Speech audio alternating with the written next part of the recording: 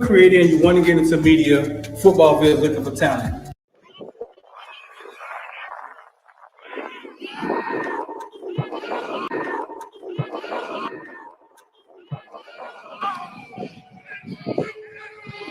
Creator and you want to get into media, football field looking for talent. You could be anywhere across the nation. Send us a DM, show us what you can do. We're looking for creators, man. Football field, yeah. That's a good play by him.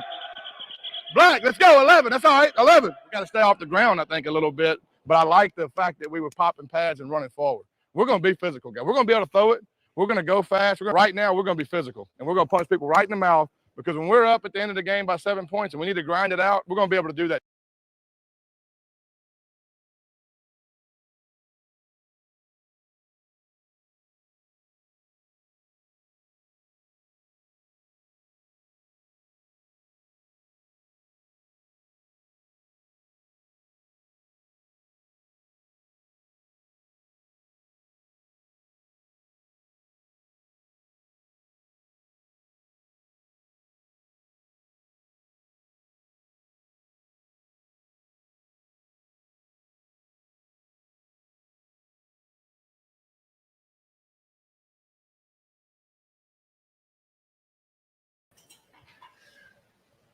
Who deserve a job and who don't deserve a job. Yeah, man. Kind of weird to me. So it's a 786-459-499. Oh, look at my boy Sean Rounds, right off the back. Bam! 1999. Sean Rounds, right off the back. Sean, happy to see us tonight, huh? So I thought it was going to be another boring night, Sean, when you reminiscing about being in college, going out on Fridays. Now you're looking at the kids do science projects, huh? And bam, we come in, we jump in this thing, man. Spice up your night a little bit, Sean. Go Wyatt say the chat open. Go Wyatt on snitch. Go Wyatt on snitched on everybody. Oh, the chat open. Go Wyatt on jumped in here. On snitched on everybody. It's late, Go Wyatt, man. I don't know if them villains up tonight, man, but we finna test it. 70%, man, we'll open it back up. Go Wyatt in here snitching. We're gonna test it, man. We're gonna see if the villains up late tonight, bro. Got stream Mellis bot running. So man, 786-459-499. If y'all want to get down with IOD squad, one-on-ones, and need to get your credit fixed, man. Let's see. We'll run this like this. So right off the back, man, Eric Bienemy, bro. We're gonna get into this, man. We're gonna get into this tonight. Eric Bienemy, class act, been doing this thing. OC for the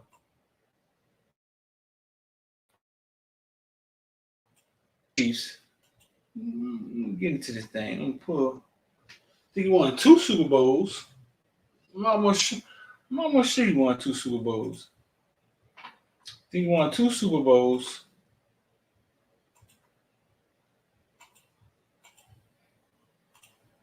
And for the last couple of years, we've been talking about how he hadn't got a look. Offensive coordinator, running backs coach. We're going to get into Shane Steichen too and explain who that guy is. Shane Steichen. Eric Bienemy.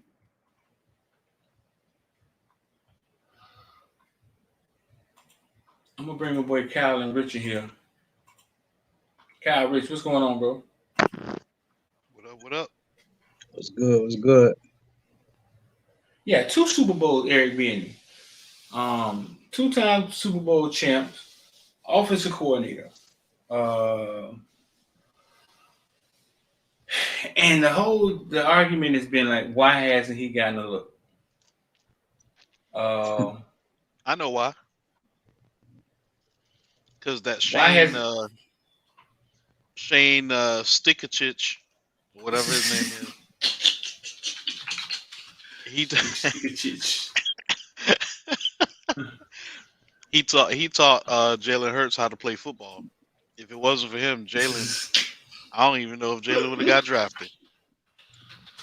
But Man, Bienemy, on the other hand, he was just fortunate enough to get the one Patrick Mahomes, generational guy, and then he was fortunate enough to be hired by Andy Reid. I mean, come on, he ain't do nothing. All he did was he just surrounded by talented people. That's all.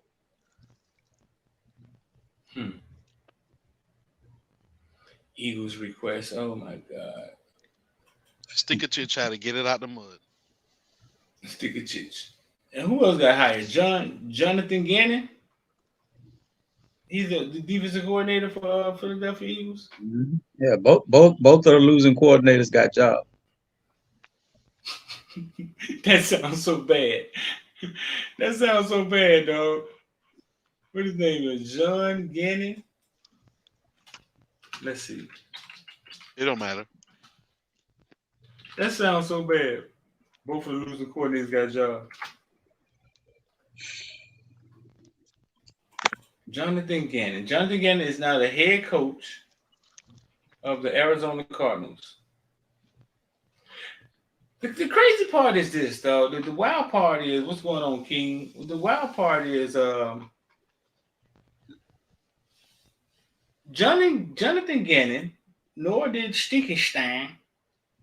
Neither one of them played the game. Neither one of them. Neither one of them played the game. Not at that level. They did in high school. He went to UNLV. It doesn't say he played at UNLV. Student graduates. He started coaching at UNLV. Maybe he did play, maybe not. But neither one of them played the game at the level of Eric Bienemy. This doesn't say he played for UNLV.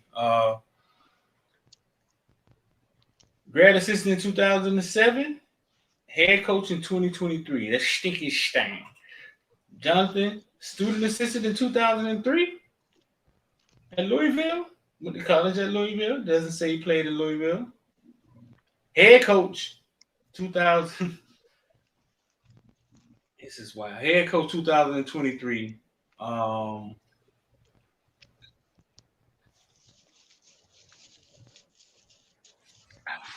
Now, Eric Bienemy.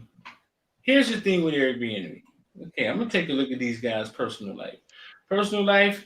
He is married to Gina Gannon. That's Jonathan Gannon personal life on Wikipedia, right? Mm-hmm. Stickenstein, Shane Stickenstein, his personal life. A native of Sacramento, California, Stickenstein earned his degree in journalism. He attended El Dorado Hills, California, and earned the area MVP honors after leading his squad to the conference sectional in 2022. He earned the MVP honors after the conference section 2022. His wife Nina has a son, husband has a daughter, yada yada yada. Eric Bienemy personal life. Let's see. Eric Bienemy personal life. Him and his wife Mia has two sons, Eric, Andrew, Jamal, played basketball at University, blah blah blah. But on top of his personal life is legal issues. Okay. He's the only one who has that bracket, legal issues. He's the only one who has that.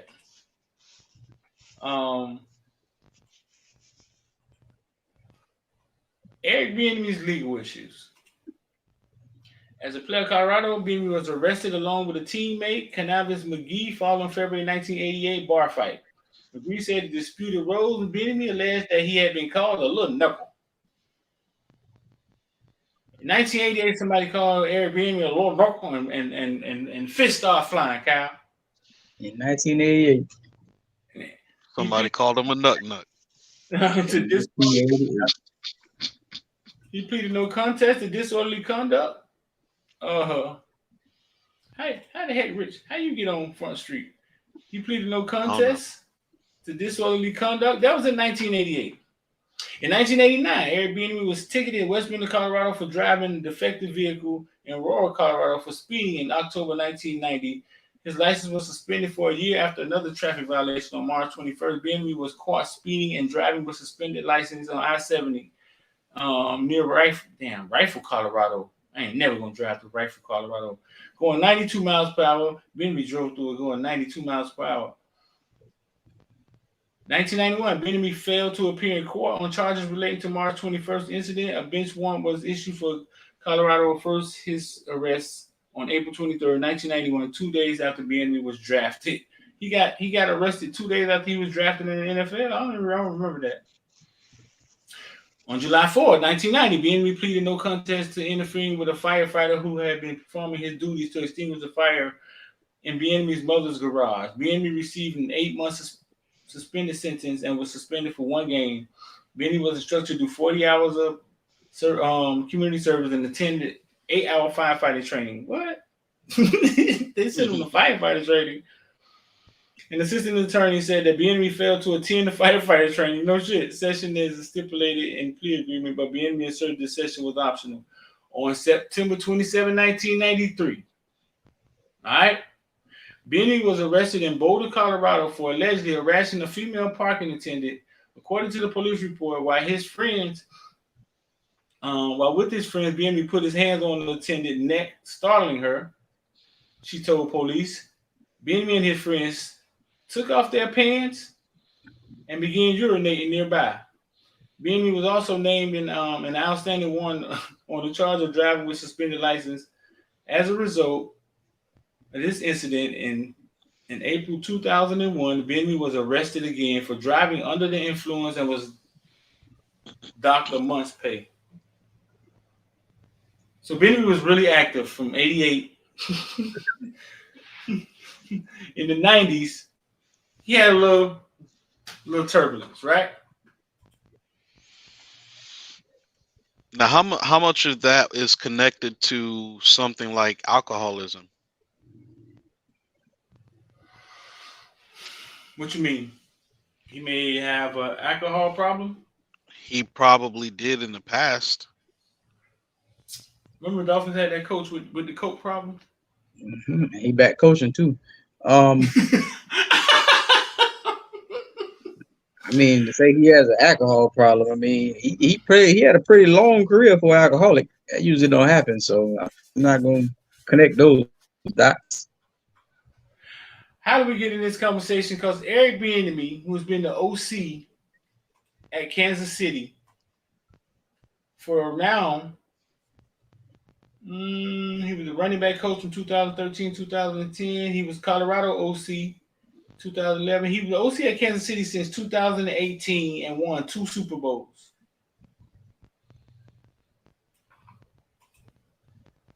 Patrick Mahomes in one of the most prolific offenses, right, that we've seen in a while. Now, this was why Bienemy was there, right? Yep.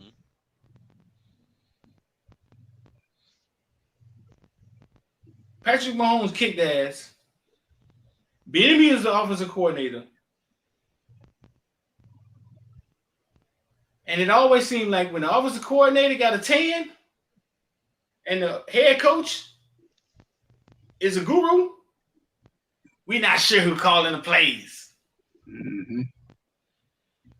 Got 13,000 cameras in the goddamn stadium, and we ain't sure who calling the plays.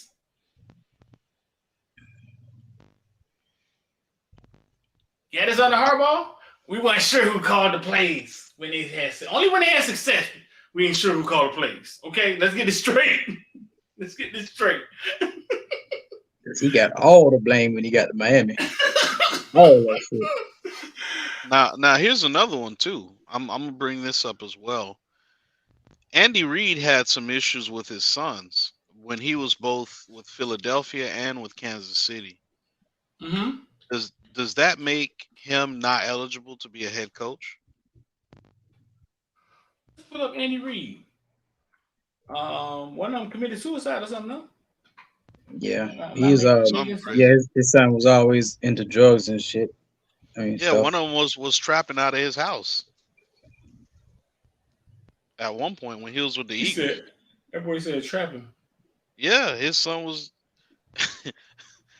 quote unquote unbeknownst to Andy Reid, he was trapping out the house. Andy Reid has married 5 children, right? Reid's oldest son, Garrett, died of a heroin overdose in 2012 August. His youngest son served under his father until he was not offered a new contract after 2020 season following his arrest. Mm-hmm. He was arrested for drugs too, I believe, right? Wow. Period after the arrest. Let's see. It said right here, huh? I know Wikipedia was so savvy. He most recently served as an outside linebacker coach on Andy Reid practice squad. No, it don't say why he got arrested. So, okay, so those are his 2 sons, right? He had some issues with his sons, right? Yeah, the second one hit someone. He did? Yeah. So Eric Bienemy, 2 Super Bowls, Patrick Mahomes, one of the most prolific offenses, and somehow he will not be linked to the success of that offense. Because we don't even look at it like that now. Think about what I just said. He's standing there with the name, the job title of the OC. The offense is setting the NFL on fire. And for some reason, we don't link him to the offense. Patrick Mahomes is a goddamn the greatest quarterback we ever saw, and Andy Reid is a genius. Now let's think about this for a second. Who was Patrick Mahomes' coach at Texas Tech? Was it Cliff? Yeah, I think it was Kingsbury. Tell me. The former Arizona coach who just got fired. So that was Mahomes' head coach at Texas Tech, and they couldn't win more than 7 games. What at what? At Arizona? At Texas Tech. Oh, I'm just connecting Mahomes? the dots. Yeah, he had. You had a quote unquote NFL coach in waiting who had the best quarterback in the league right now at his disposal for a couple years, could not do anything of significance with him. He leaves and goes to become the head coach. Then you get Mahomes, who comes into this offense, and just based off of what he did at Texas Tech, you would never ever think, you wouldn't be like, oh man, this guy's going to be one of the best quarterbacks, based on what I saw him do in college. I mean, he was a solid quarterback.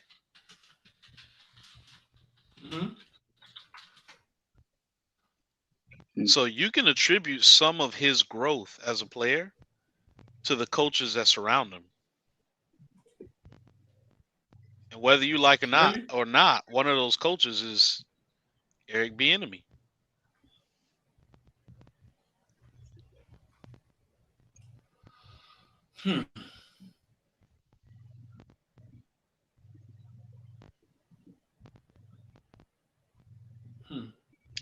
Because I guarantee you, Mr. Stickenstein, I guarantee you they like, oh man, how did you get Jalen to be so good? Well, what did you do? You know, guys like him, they like to run first. Those are the conversations he had, when he was interviewing. We know that.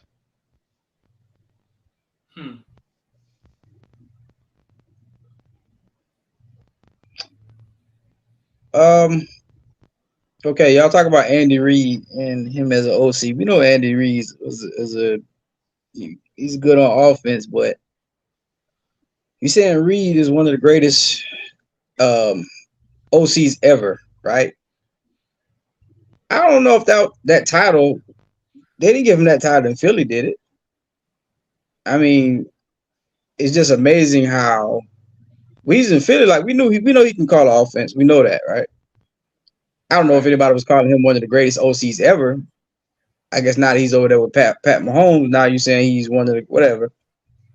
But even if that was true in Philly, the guy under him got a head coaching gig. The guy under him now can't get a head coaching gig. Yeah, two In guys under him Philly, who got a head coaching job. right? Two. In Philly, they ran him up out of there. Did they not? Now all Yes, of a they did. sudden, he's great and yada and da da da da. Andy Reid was one of those guys that they said was never going to win a Super Bowl, Right. and now he's got to. All the credit goes to Andy Reid. I mean, the goalpost moves, whether it's on the left side or the right side, it gets pushed back further and further. Who no matter, like it depends on who it is that's chasing the goalpost. Some of these guys get the goalpost pushed closer to them.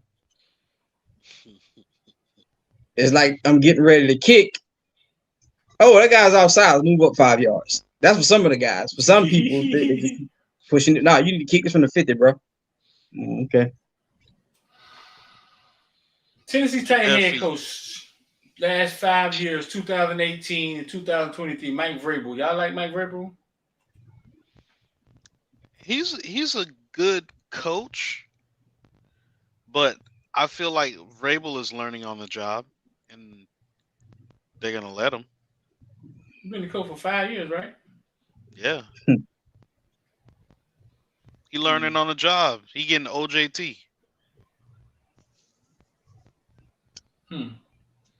I got a question. I give you a good example. 1 second, Kyle. Mm-hmm. When he played at Ohio State in 1990, police arrested Vrabel and his teammate for assaulting a man in Kent, Ohio. The coaching occurred in a bar parking lot. According to CBS, Vrabel and teammate pleaded guilty to lesser charges of disorderly conduct, paid a fine, blah, blah, blah.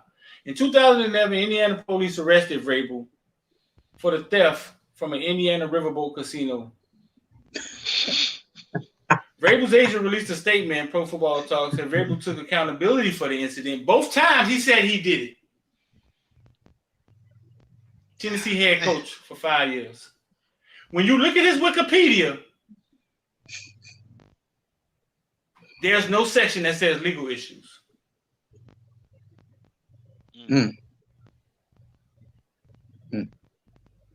Just genius. Just genius all over. I mean, since we're talking about Vrabel, when Tom Brady came into the league and he won his first, I'm gonna say 2 or 3 Super Bowls or 2.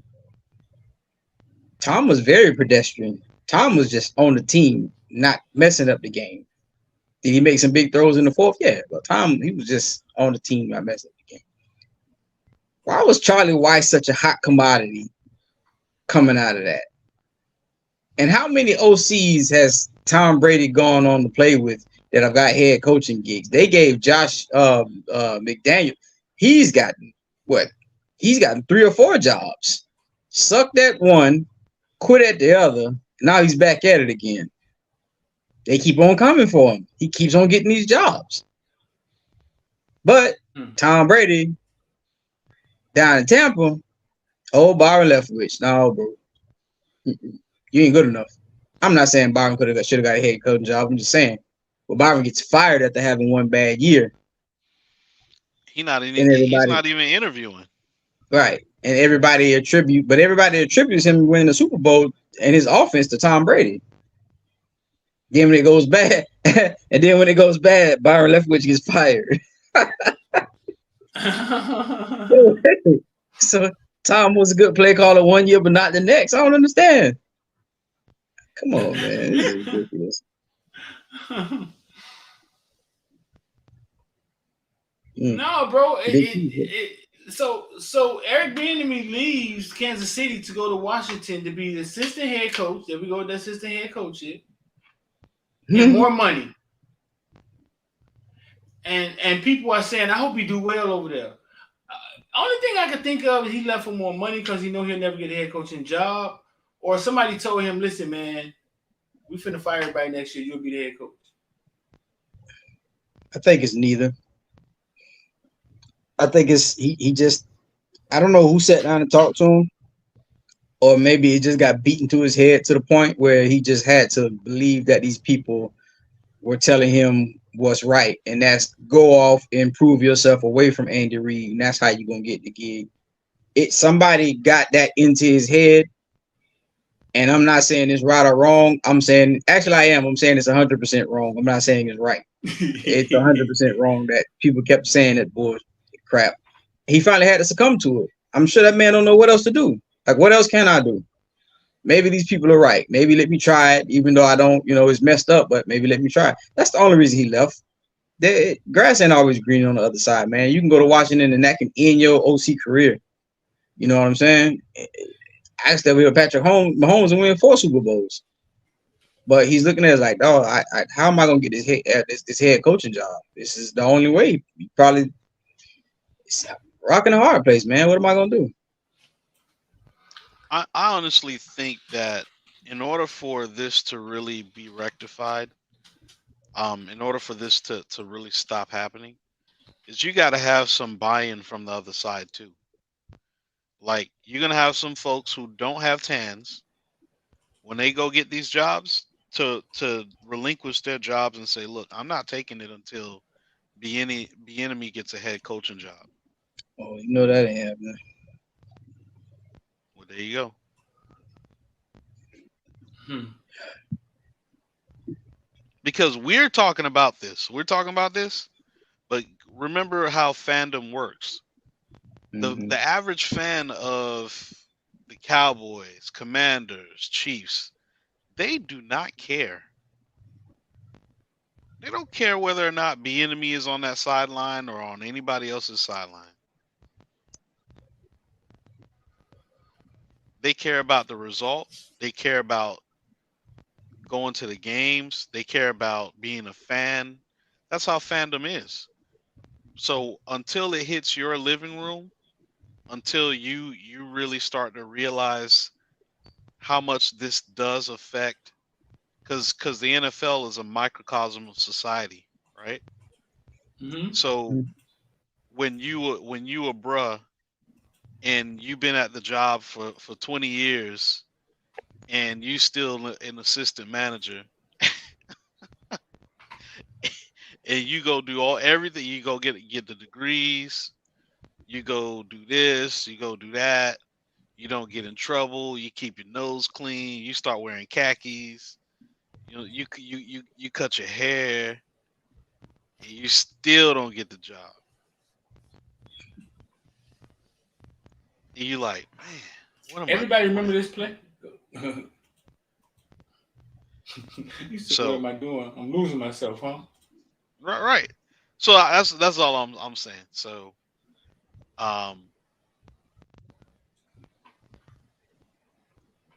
it is what it is. Hey, now I want to say everybody remember this play from the Super Bowl right here? Let me see. Again, pull it back up.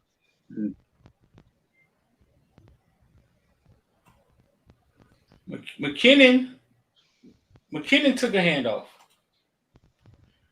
at the 11 with about 2 minutes left in the remaining game.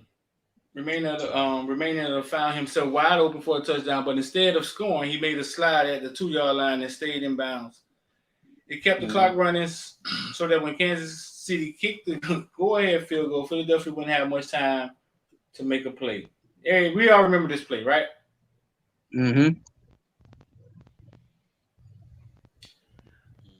Patrick Mahomes.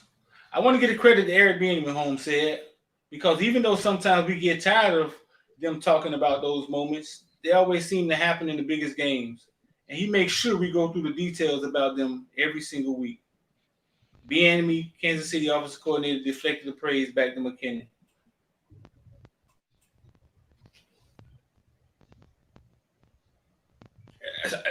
Because I just went to search. I said, let me go search and see what Mahomes has said about Bienemy over the years, right? So Mahomes is telling you, you know what I'm saying, who's the coordinator.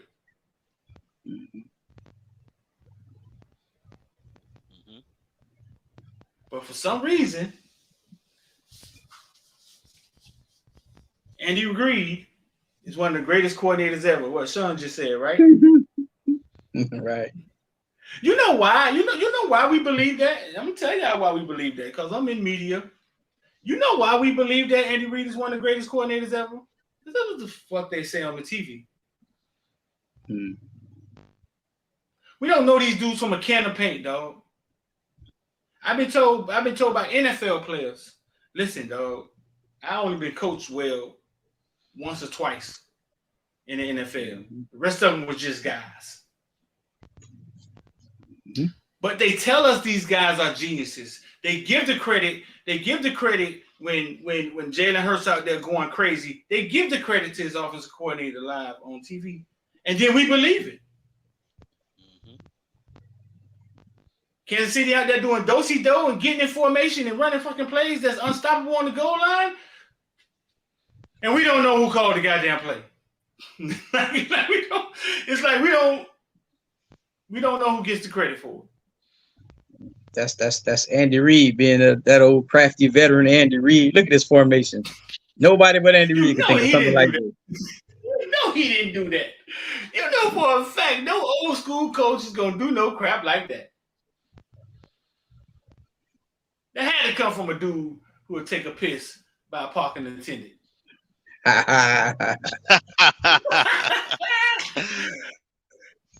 Shout out to don't get me coming in. Shout out to you, bro. You got the memo, huh? Yeah, shout out to that boy named Gage Shotty, boy. How many times you done been arrested, Gage? Huh? That boy named Gage Shotty.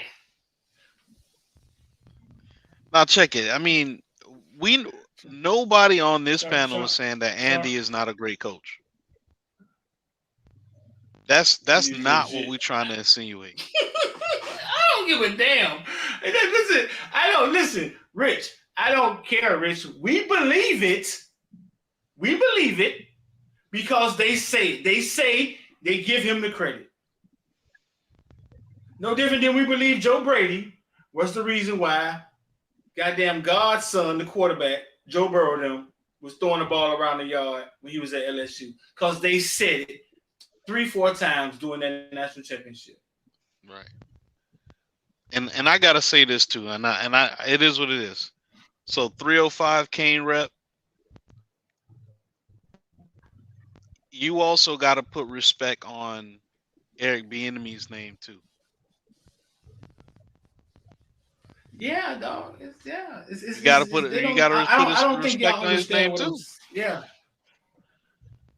I don't think they understand. I don't. The reason we believe these things, the next genius is Todd McVay. Well, there's a genius that got skipped in the middle of that, and he's at Pittsburgh. Never called a genius. Never called him a genius. But the next one coming, the next hottest coach is McVay. The next hottest coach is McVay, not the dude who never had a losing season. Right. And you know what? McVay had a terrible season this year. Terrible. With all that talent. They're not saying that he's less of a genius coach. Mm-hmm.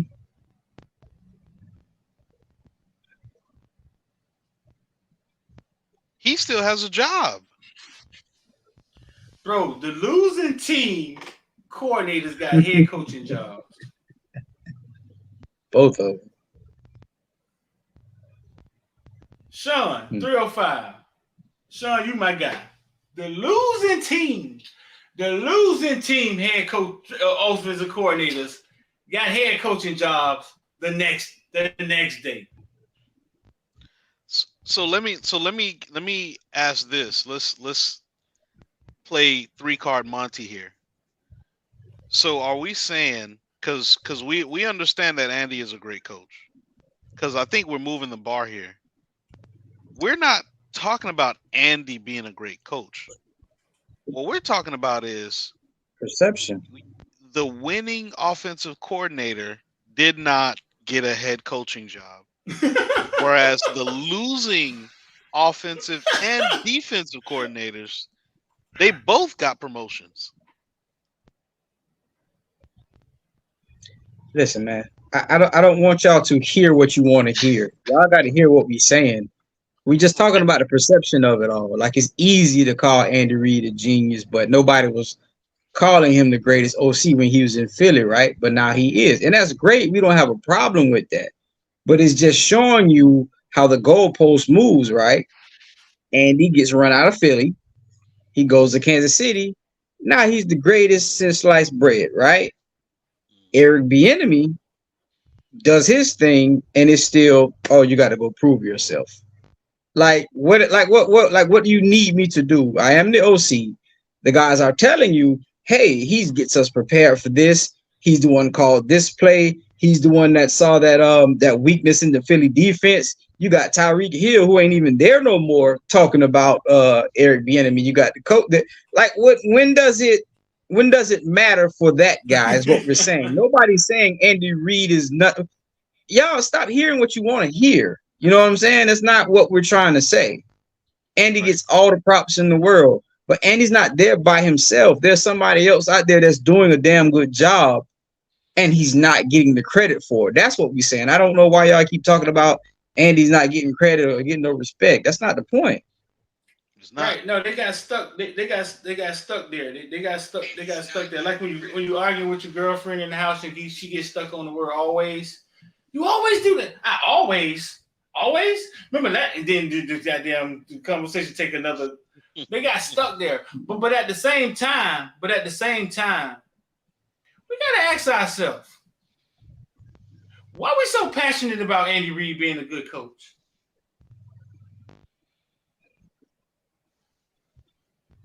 Right? He ain't even here. He ain't in the chat. Like we gotta ask ourselves. We gotta ask ourselves, why are we so passionate and sure about Andy Reid being a good coach? And Bienemy, we're not sure. And Andy don't need none of us capping for him, because guess what? He already the head coach. What if, talking about some irony, what if Eric Bienemy is saving Andy Reid's ass? What if? What if Eric Bienemy knows Andy Reid ass, doesn't want to coach no more, he's sitting in the goddamn coach's office and eat fucking donuts all day long, and he's saving his ass? Y'all never thought about that? Let's say this. I'm going to say this, and I'm not saying this is the truth at all, but think of how far-fetched it is for you to sit there and say, Andy ain't win nothing until he got Eric Bienemy as the OC. That sounds blasphemous. It's the truth, but it sounds blasphemous because then it's like you're taking away from Andy Reid. And again, I'm not taking anything away from Andy. I always thought Andy was a great coach. Always. But at the same time, how come Eric Bieniemy's attachment to Andy Reid is no benefit to Eric Bieniemy? It doesn't make any sense, man. Right. I didn't know that, Kyle. I didn't know that. And Andy Reid won the same 2 Super Bowls that Eric Bieniemy won. Right. Same one. The same 2. Because he would get to games and it reminded me of Mark Richt when I would watch his games. I'm like, I see why Andy don't never win the big one. Andy always stopped doing certain things, like he stopped blitzing or stopped running, or you can always just see it like, Andy, what you doing? But all of a sudden now, that ain't it no more. Andy's a genius. Andy's always calling the right things. Andy's always doing it perfectly. And I'm not saying that to mock Andy at all. I'm just saying, look at how we look at things, how we're taught to look at things. Now, all of a sudden, everybody forget the phase in Philly. Everybody forget the game that he lost to Tom Brady in Kansas City. Everybody forget all that stuff now. And that's not taken away from Andy. Andy's great. I'm not saying that. I'm just giving y'all an example of how we perceive things. KB, don't say it again. I'm putting your ass in the back room. Don't say it again. That's just the apologeticness in us, dog. But I mean it though. He won the same 2 Super Bowls that Eric Bienemy won. Right. By the way, Gad Shotty said he got 9 felony convictions. He won the same 2 Super Bowls, dog.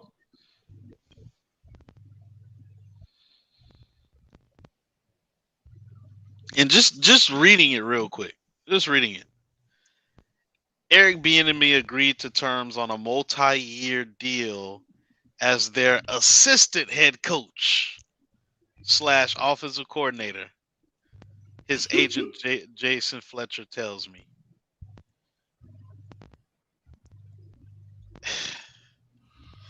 So you fly all the way to Washington from Kansas City for them to be like, all right, man, we gonna make you.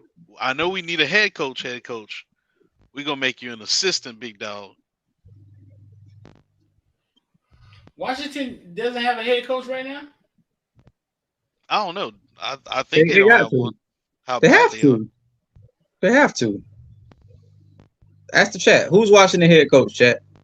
What wasn't it supposed to be Rivera anyway? I think, did he get fired? Is he still there? Maybe I he's think still he's there. in the yeah. I think he's in the front office now. Oh no, Big Q say Ron Rivera. He's still there. Oh, he's still there. Okay. Thomas Brown got picked up by Carolina. Yeah, I knew that was gonna happen. That's all right. But once That's good. again, they say he may Wait. not. Wasn't he the when we just hold on, Rich. Weren't we just talking about Thomas Brown and that assistant head coach Yeah. title? Yeah. Right. When he We be just next, talking right? Yeah. about that. That Now is he's not the the OC. next. That is not the next step to a head coaching job. We just talked about that. That's weird, though. Not only that, but I already saw chatter about the head coach over there not really relinquishing play calling to the offensive coordinator. That's already done started before he even got the job. Wait, didn't Sean said the Colts don't have a head? Yeah, did the Colts they hire Philly's OC? What did Philly OC go to? I think it Coach. was Philly's OC. Yeah. He went to Okay, going yeah, to the Sean. Colts. They got Sean. They got the loser OC. Shout out to Mom 4694, man. If he produced decently with a poor quarterback, I think it strengthens future lawsuits similar to Flores' complaint. Damn, that boy getting deep. That boy getting deep. Oh, 305 Kenny said earlier. He said everybody we got on him. He was saying the same thing. I don't think it meant to come off as we got on you, because I know you're talking about a show or two ago. I don't think it meant to come off as we was getting on you. It's just the just what you said just kind of made everybody, you know what I'm saying? It wasn't you. And I think I said that too. It wasn't you. It was just the fact that thought process has to float around, man. Even right now, Right. as I said, it pisses me off to say it. And I think somebody just finally beat into his head and he had to go do it. And I don't think I would have done it. I don't know, man. My pride probably wouldn't let me do it. I don't know. No, we never get on anybody in here, man. Listen, man, Sean Rounds gives more money in here than goddamn y'all gave to Yahweh. I'm never gonna get on him. And we just was talking about it. With the conversation, bro. Now, Sean Rounds loves Andy Reid, obviously. You know what I'm saying? So no, we're not getting it. When we talk about you, bro, we're not getting on you. You know what I'm saying? That's not it. We just pull your comment out and yeah, it's kind of like a mindset, man. It's a weird thing, man. How do you what did Frank Reich do to get fired and then hired again? Come on, man. You got replaced by Jeff Saturday, bro. What the come on. Right. Frank Reich, wait up. Frank Reich is the head coach where? Carolina. But he got fired where at? The Colts? The Colts. Yep. Bro, come on. Come on, Rich. Man. Come on, Rich. Help us out, Rich. Who's in corporate America? What are we looking at here? What is this called? What is this called? The good old boy goes to the Super Bowl, right? And then, okay, so we hired that guy to be our head coach after the Super Bowl. The fans feel good. He's a Super Bowl OC. It gives the fan, you know what I'm saying? It has something to do with ticket sales, and you know what I'm saying? Like the feeling of the program. We hire Airbnb. It's not a splash. People gonna bring out the hoods. They might burn a couple crosses. Does it have something to do with that? Man, you can't even say that with somebody like Bienemy, because when you bring Bienemy over there, you get that nostalgic feeling of maybe our quarterback could be like Patrick Mahomes. Maybe they'll start running the same plays for our quarterback. What do you get when you bring Mr. Stitchenstein over? Oh, he just lost the big one. Nah, I'm Jalen okay. Hurts. Oh, he ranked Jalen Hurts. Sean Brown started 1999. Said, "I'm not bigger than the board, fam. I respect y'all opinion. I support Caneville and Footballville. Slander me. I'm cool, fam. Nah. You John Ruiz. Shut up.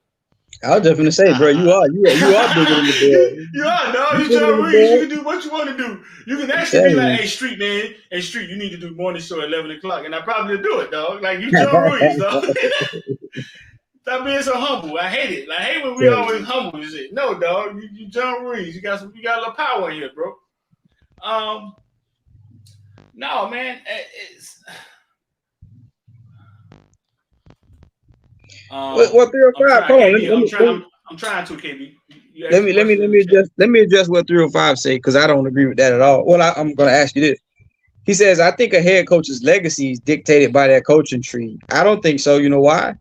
Because I think the greatest head coach ever is Bill Belichick. His coaching tree sucks. All those guys are good coordinators. Head coaches, they suck. So I don't know about that one. That's a good point. And I see 305's point, and I see it. I can definitely see it, because when you talk about Tony Dungy, you talk about the successful folks that came from under the coaching tree of Tony Dungy. So I definitely see how that could definitely be a thing. But what is also a thing is the fact that when you're an OC and you're a winning OC, and especially when you win the Super Bowl, you're supposed to be the number one candidate for the next opening head coaching job. That should be a thing.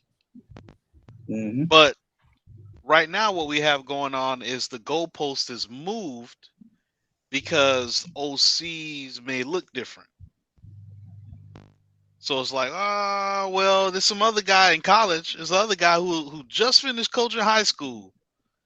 Man, that boy could call plays. Or so it's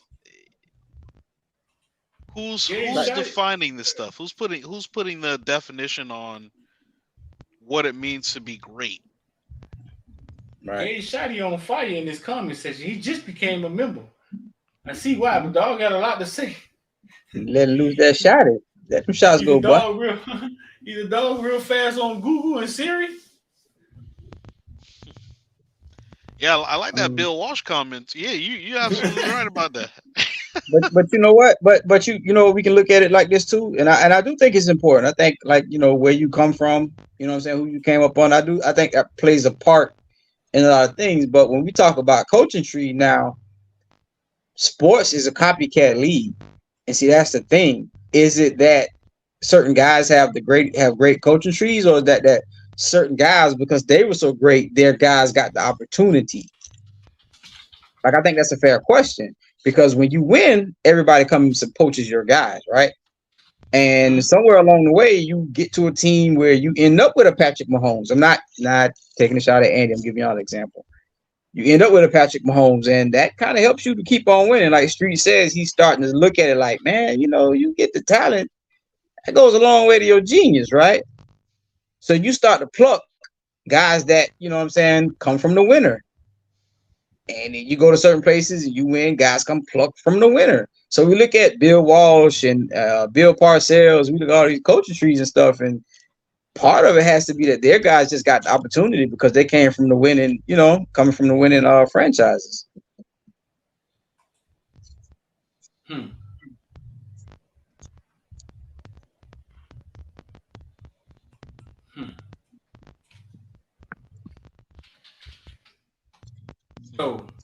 So we done went and found head coaches that have been arrested also. Cause Eric Bieniemy has his faults now. He has his faults. 30 years ago, he did. Huh? I said 30 years ago, he did. He was there. Thomas Brown just got picked up with his Carolina head coach. Carolina OC. And he was the assistant head coach. He was the assistant head coach. And what's your other boy, Raheem? What's your boy, Raheem? Was it Raheem Morris? Over there in St. Louis, is it? What's going on, man? What's going on, YD? What about him? Hey, man, we're finna bring in special guy, man, Star Georgia. I said, why he doesn't have a head coaching job? Because it's not just Bienemy. Like everybody saying it's not about Bienemy. It's not just him. Don't get me wrong. There are a few guys that get an opportunity here and there and all that kind of stuff. But what happened after Raheem after they won a Super Bowl? Ain't nobody come and pluck him, did they? Still over at the same job. Right. I gotta. Check this out. I didn't realize how. You think Thomas Brown ever get a head coaching job? Nope. I interviewed him during COVID. Point of coaching. So if it's the right opportunity at the right time, I'm with it. Yeah. Cool, dude. So, Coach, listen.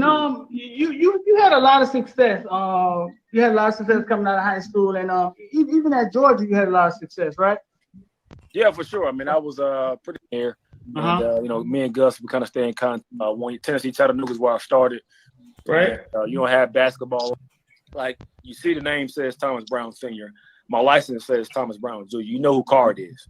But having to go through that dynamic when it comes to racial profiling is obviously something he gets into it right now. But it's a deeper issue that's kind of ingrained in every fabric of. He really gets into it. He's talking about, hey man, how we overcome it. Right. Like I think it become like a norm, like growing up being black, and we kind of. I think again, those who put a system in place to educate you to how to have freedom, like that's not gonna happen. Like that's never happened in any society. Right. And like I think. Like I said before, we're miseducated a bunch from the black community standpoint. The white community is too, because all the values they uphold, and even like I keep it from a football standpoint, there was, I would say, prior to 1940, when everything was segregated from a sports sport. I might be off my dates, but there was actually a time when people believed that we were inferior to them athletically. Right. Nobody would say that today. Okay, until you lined up next to me and got smoked by me, a lot of against me to play me in basketball or football, you were allowed to still hold your same thought process and preconceived false notions about myself. For us to understand and be able to educate ourselves and on who we really are, where we come from, and having that. That's all the heavy talk. I've been vocal about. Right. I've had people tell me, "Hey, listen, man, this is 2020. There would have to be a lot." The car put me in handcuffs. Keep Marshall. Nah, so I was on there a year. So Brian McClendon, my dog B-Mac, was at Oregon now.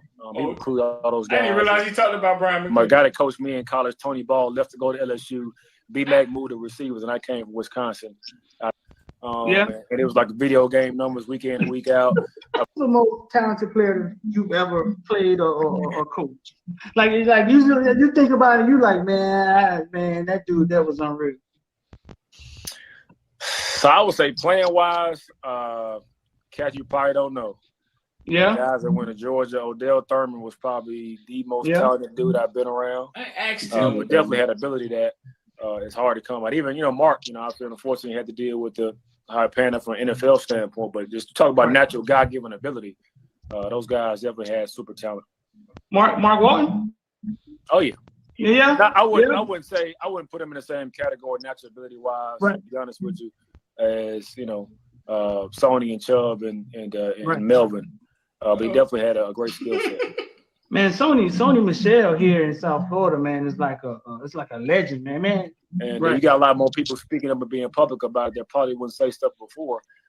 Moved a bunch of my career. So honestly, other than Miami, I've only been, 1 year everywhere I've been. So obviously Georgia, Wisconsin, Marshall, where I started. So had a chance to, I asked him because I wanted to get to it. I asked him about year B and which one did he think would go to make it to the NFL. He said all of them. He said, bro, they all was super talented. Yearby, Mark Walton, and who was Yearby, Mark Walton, and Duke. Maybe Duke was on the tail end of when he came in. I was trying to find it. He said all of them though. Let me Coach, see. Sonny Michelle, Nick Chubb. Just about to ask you that. Did you recruit Keith Marshall. Nah, so I was on there a year. Catch you probably don't know. Oh, that you coach. Also, coaching wise, I mean, Melvin Gordon, just the year I had there in 2014, where he broke almost every rushing record in college football.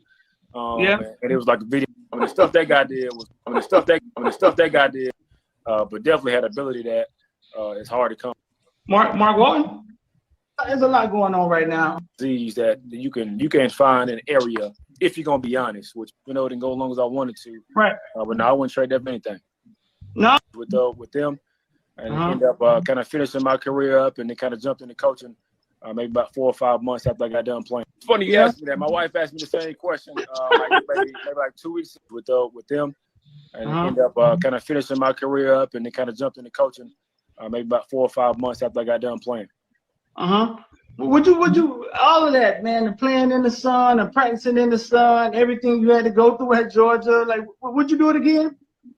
Yeah, for sure. It's funny you asked me that. My wife asked me the same question. Because I think Thomas Brown was like a real good running back. He was like really good at Georgia. Yeah, he was decent. He was decent. No, that's crazy. That thing got 5,000 views. I didn't realize that. This might have to be significant. I might have to get this to House 17, KB.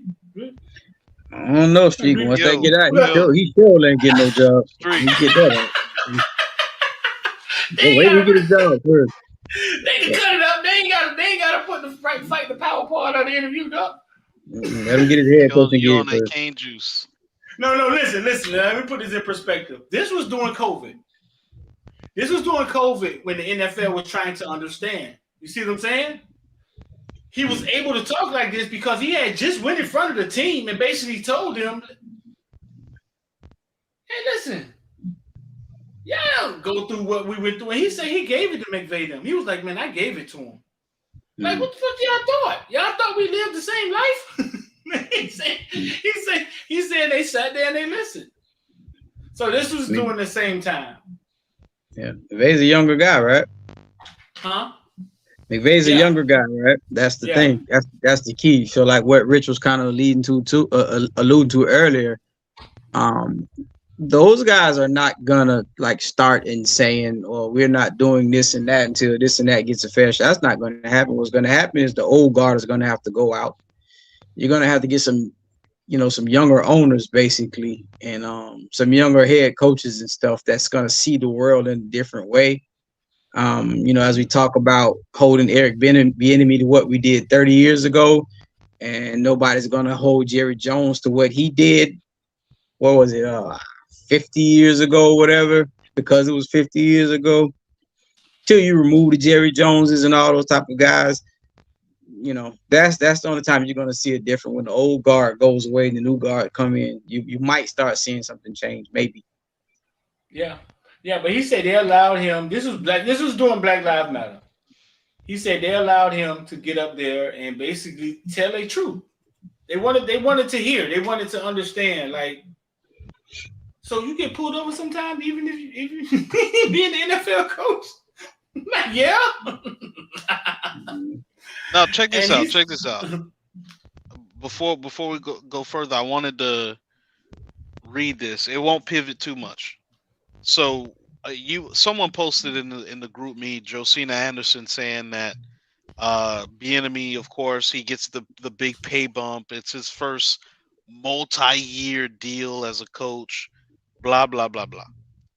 Somebody right under her says, co-head coach is a throwaway title that means either we need black coaches on the sideline more for professional appearance and less for professional acumen, or it means we aren't sure that Andy wasn't the actual shot caller, so we'll keep the training wheels on at least under the first contract.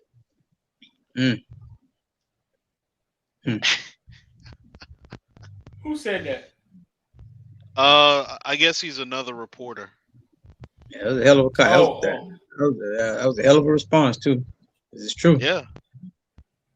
Hell of a response. Read it one more time. Read it one more time, Rich. He says, co-head coach is a throwaway title. It means either we need black coaches on the sideline more for appearance and less for professional acumen, or we aren't sure that Andy wasn't the actual shot caller, so we'll keep the training wheels on at least under the first contract. And what team would that benefit the most? Those guys. That team in Washington. All the trouble and scrutiny that they've been in. To have putting some a black diversity. face up there. Ooh, yes, sir. Yeah. And I'm not saying that I'm not gonna sit there and say that the offer or the job is genuine, but it's kind of coincidental. So Well, the Cleveland Browns didn't have an opening, so that's where everybody gonna die. yep. No, the Browns good. The Browns say no, we did our due diligence. We had a black coach this century. Somebody else's turn. Now listen, I'll say this. There aren't many NFL head coaches with a track record like Eric Bieniemy. I just gave y'all Vrabel. But when I was searching it, one of the things it said is that, hey, listen, not too many NFL coaches, period. Not too many NFL coaches have rocky past like that. And they brought up like three of them. One was like an offensive coordinator, one was like a defensive coordinator. Like they're just saying it doesn't happen often.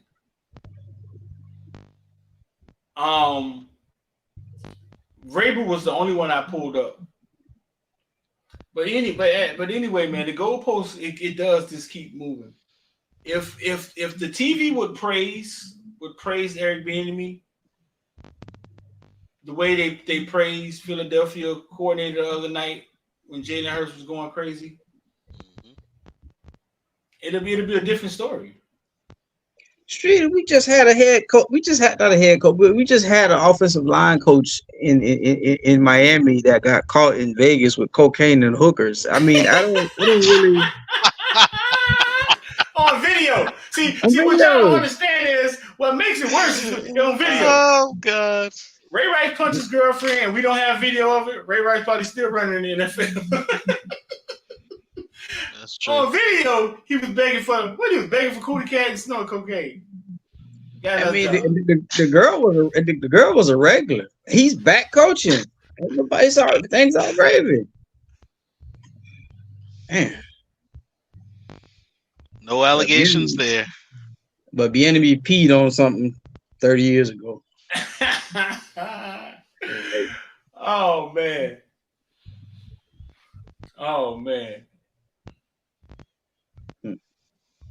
You said to make a great NFT. What to make a great NFT? Shoot, then you had you had the owner, Jim Irsay, riding around with dead hookers and drugs in the car. Like I don't come on, man. They're dead. They found a dead hooker with him. I don't know if she was with him or at the house or something. Yeah.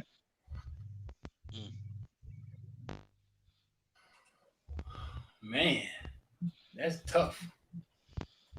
No, he's fine. He's back to owning his team and being around and hiring Jeff Saturday. It's all good. Nah, man, Thomas Brown, tough, bro. Thomas Brown. If you go like to his Instagram, I know before, like if you go to his Instagram, nothing but knowledge. Don't say shit about NFL coach, none of that shit. Nothing but knowledge. His family, bro. Like, but he did tell me this. He said, "Street man, I got into this to help our brothers. You know what I'm saying? Understand that, hey, listen, man, you got to do more with your money. You got to do this. You got to do that. You got to." He said, "Street, don't bother." he said, "I tried."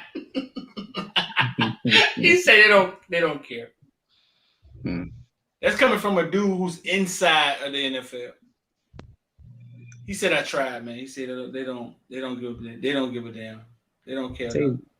You have to understand you have to understand the methods of deprogramming. You can't just walk to somebody and tell them, yeah.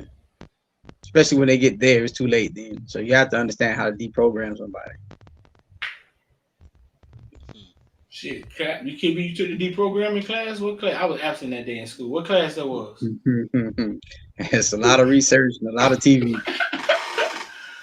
Yeah, bro. He said, Street, if you in there for the cause, don't worry about it, man. Go and get you a bag or something, dog. They don't care. I'm gonna say this because y'all know. Look, I'm gonna say this because y'all know this is my territory. We can move on. I mean, a nation of people that came from being enslaved and not being able to do anything. I just can't sit there and tell us that we can't do anything. You understand? So one of these days things will turn. I just can't have that belief that we can't. You know what I mean? But it's just anyway. it's just gonna be so. It's going to be tough, dog. It's going to be really hard, man. It is. You get Ice Cube, go to both presidents and try to represent our people, and our people like, you ain't speaking for me. I'm Democrat. You're Republican. Like what? Dog. And that's when that happens, that's when you realize, boy, this is gonna take a lot. It went up there trying to give us some power. He trying to give us a hand to fight with. And we like, Ice Cube, he's from the West Coast.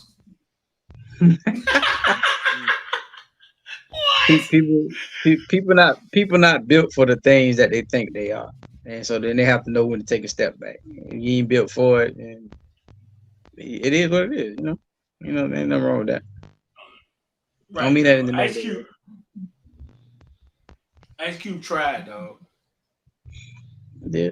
He tried. It just ain't work out for him. Right. So listen, man. I just want to do a short show tonight, man. I wasn't trying to be on here all night, man. Unless y'all want to rock out. It's good. I just want to get on here and talk about that, man. I can't be there. Well, Hayes went. Sleep on you in a second. You be by yourself. Oh, he sure did. Right. Richard, you took a nap today, dog? Man, I've been up grinding. Oh. Shoot, you know how that is. Which one of y'all said y'all was watching? Which one of y'all said y'all was watching? Your boy breakdown of OC. Oh, that was me. I was watching Steve-O. Steve-O? Yeah, Steve-O be red. Steve-O just sit by the computer and wait for news, and then get straight to it. Go find him something clip. Yeah, Steve-O gonna be that dude, man. Steve-O is a very humble kid. Steve-O going somewhere. Somebody said the XFL started tomorrow. That when the video started today, that was Charleston Rambo with that one-handed catch. Yeah. Over under. Yes or no? Charleston Rambo will be in the NFL by 2025. I'll take the under on that. I think he is. I'm gonna say no. So you think he won and done the XFL? I'm gonna say no. I don't think he'll make it. That was two people trying to guard him on that video, dog. He should be in the league. I just don't think he will get there, but he should be in the league. I think he the way that he gets in is maybe midway through a season, when you have a team that's pressing for a playoff spot. They might bring him in on like to fill a role. Yeah. Right. It's just that it's so many receivers, and people are looking for so many different things, and he doesn't give you size nor speed, and so many people they gotta find the guy that looks the part first. But that boy can play the game of football. So if he don't make it, I don't think it has anything to do with how good he is or isn't, man. I don't know, man. GMs are not smart as y'all think. He got some KJ Osborne in him. I just don't think he doesn't have that other side, that work ethic that's going to catch the coach's eye. Like, God damn, I got a pin on this boy. Come on over here, boy. You look at them thighs. He ain't see KJ Osborne work ethic was just like off the charts. Plus, it went with his skill set. See, Rambo just can play football, bro. He's gonna tear the XFL up too, man. I'm gonna look at the XFL schedule. Let's see. I don't know. Maybe if he tears it up, he gets. I don't know. I want him to get in. I don't want nobody to think I'm saying he don't deserve. No, man, that boy can play. He can play. He plays for the Orlando team, right? Yeah. They're playing. They're playing tomorrow. They at Houston though. Oh. Yeah. Where's King at? Where's Derek King? Is he trying to play in the league? I know he got picked up at the end of the year by somebody. But is he playing in one of the XFL? He in the XFL. Oh, he is. Okay. Let's go look at let's go look at the roster. This is the first year of the XFL? I think so, right? Yeah, the new XFL. Yeah. The new XFL, yeah. See that what you were saying, Street? Derek King and KJ Osborne bring something else to the field. And that's why those type of guys get chance. Not that they don't deserve chances too, but I'm just saying a person will overlook Derek King's size and give him a chance because of what else he brings to the field and to the locker room, and you know what I mean? And I think that's you right. That's what separates guys like that from Rambo. Right.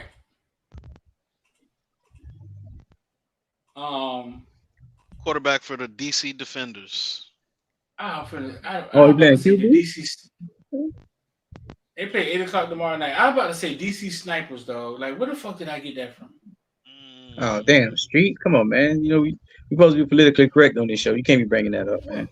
Where did I get that from, though? Like, I don't know what. I had just read the name of the team, was about to come back in and say the damn DC. I was like, there's no way they named that team the DC Snipers. There's no way. There's no way. Hey, shout out to Gage Shotty, bro. We appreciate that, man. Glad you became a member, bro. Man, get in there and group me, man, and speak some knowledge, bro. DC, let's see. So De'Aaron King is the quarterback of the DC Defenders, though. That's gonna be. Is he starting? They play 8:00. They play 8:00 tomorrow night. Let's look and see roster. If he started, I'm watching that game. Damn. I don't know, dog. Who's Eric Dungy? Played for Syracuse. I don't know. I need a depth chart. Right. All they got is a roster. He got Eric Dungy on his team, and he got Jordan Tamu, the other quarterback from Mississippi. I don't know if he's a starter. Let me check the chat. I'm sure they know. Or they know some of them quarterbacks, I bet you. Where Chris Young at? This dude got a Rolodex of everybody. 225 said Lamar Thomas is Rambo's wide receiver coach. That's dope. Yeah. Oh yeah. And Randy Powell said King starting. I'm watching that game. Definitely. That's 8:00 tomorrow night. Oh no, man! It's the couple of days after Valentine's, man. That's side dude Saturday, man. I might be busy. You got a name for the day, dog? Yeah, side dude Saturday, man. Side dude Saturday. Side dude Saturday. Look, we had 1,000 bottles of generic Viagra come in this week, man. I think the rest of the country don't call it on. So. Generic Viagra, is it blue? It's called, I don't know the color of it. It's called Sildenafil. Oh no, that's the one on the commercial. Yeah, that's the one. Yeah, that's commercial. Mm-hmm. Yeah, you should have seen all them boxes. Huh? I said you should have seen all them boxes, gigantic boxes. You got 1,000 bottles. I was like, Lord have mercy, boy. I missed out on that, man. I gotta put something out on the market. Something like that.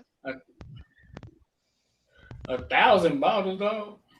1,000 bottles. I think it's 30 tablets in each bottle. Gonna be a lot of Scorpios born this year.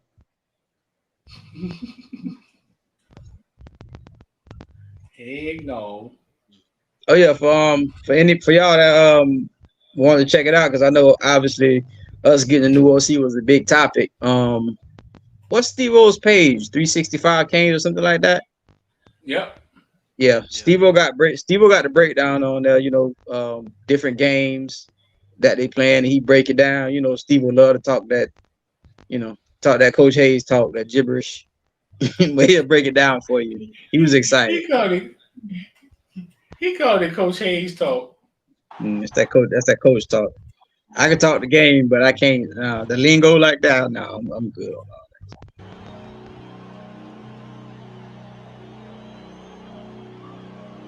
that. You know.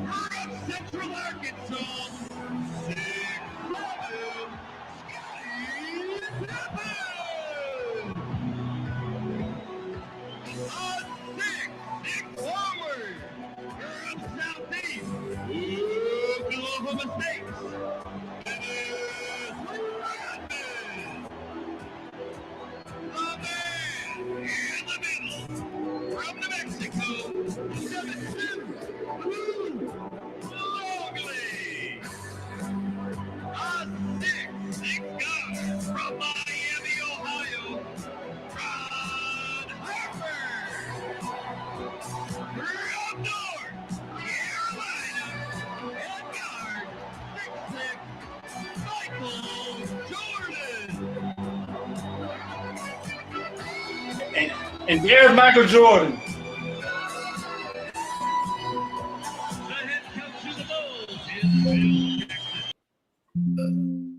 Man. Coach Hayes in this thing. Hayes. We done got out of your favorite subject, though. We done got off your favorite subject, though. Hey, but I'm like Candyman, boy. You say my name 5 times, I'm gonna show up, KB. You say my name 5 times, I'm gonna show up. I was waiting for you, bro. I was waiting for you. Man, I don't know what's going on, man. KB killed it tonight, though. I was listening, man. I was in the car listening, man. And when I got in here to get on, of course, Windows got an update, so that's what I had to deal with. KB killed it tonight, though. Christian fell asleep. Yeah, soon as Pete put him backstage, he just nodded on off. Damn. No, listen, man, dog, we brought up some valid points tonight, man. Andy Reid didn't win a Super Bowl until he got Eric Bieniemy, bro. They won the same Super Bowls. Exactly.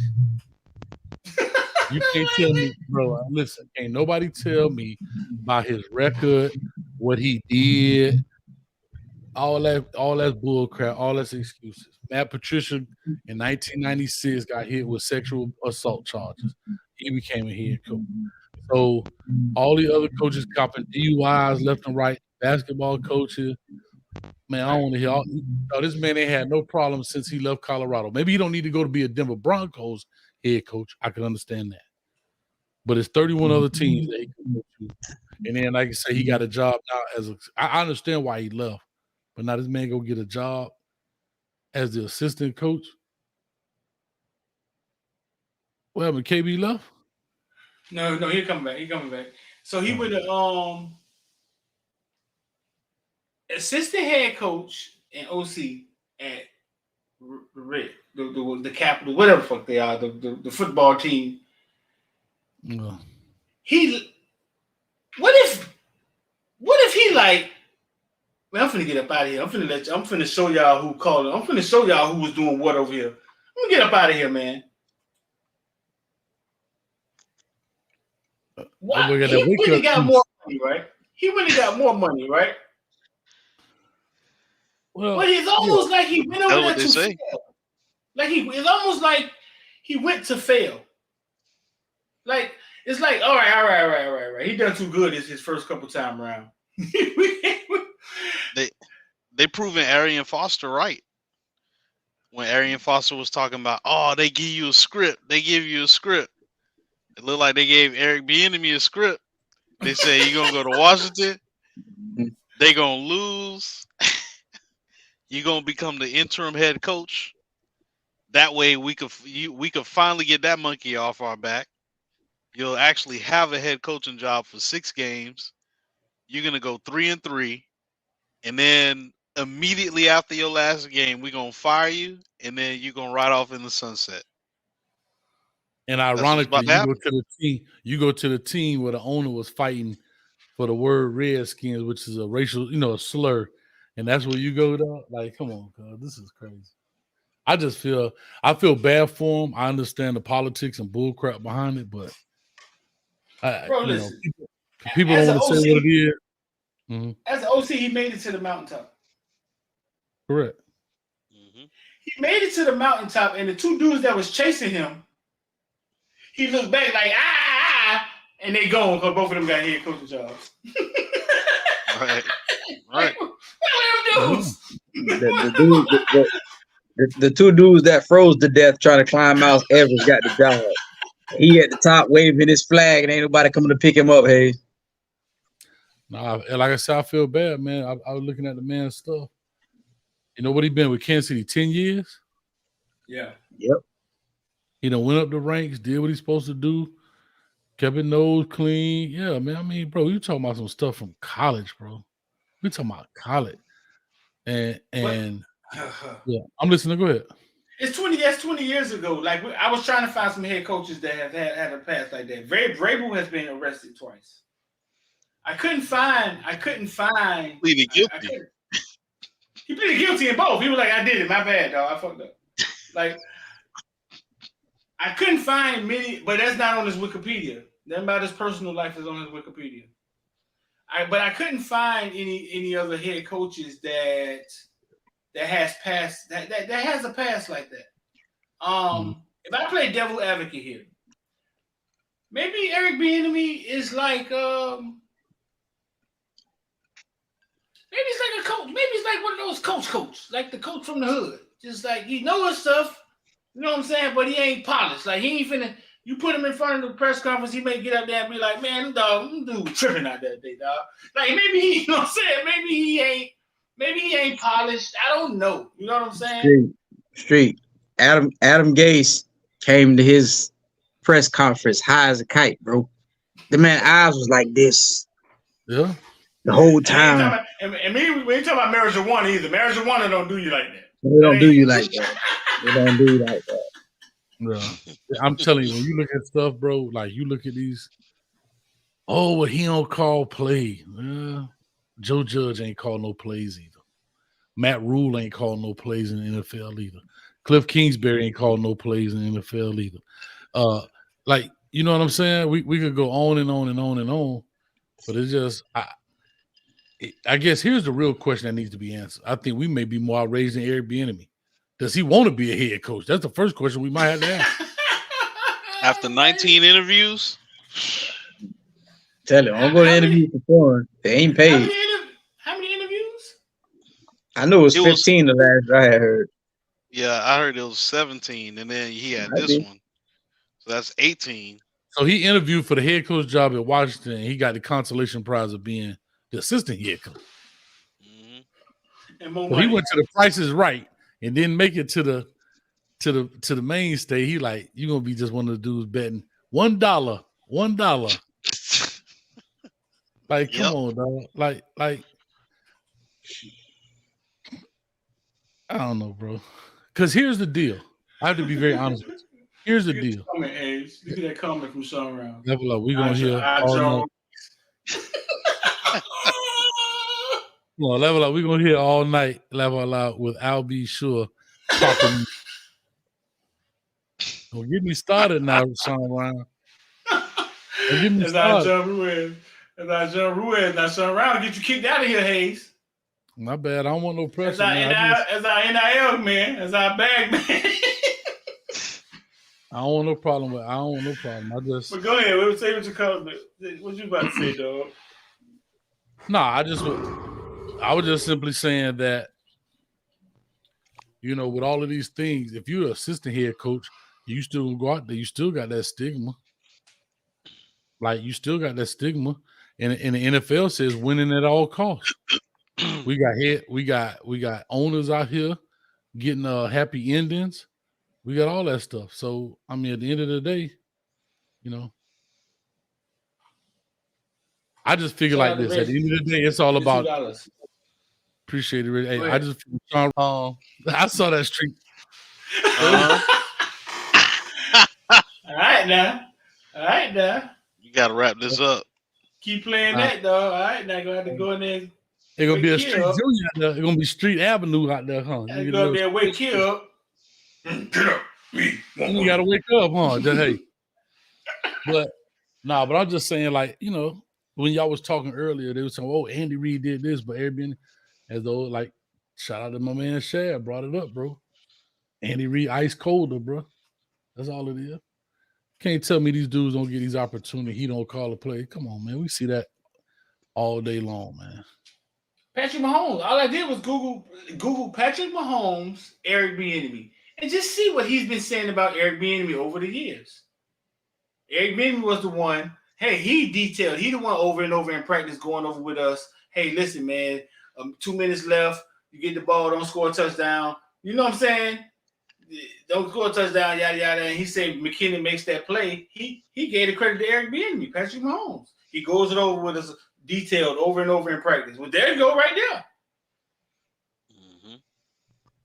Bro, Do y'all think it could be possible? Because at this point, like, just using this as a case study, this is overkill. It's too much with the whole Eric Bieniemy thing. So do y'all think it's possible that the NFL can start mandating recorded interviews?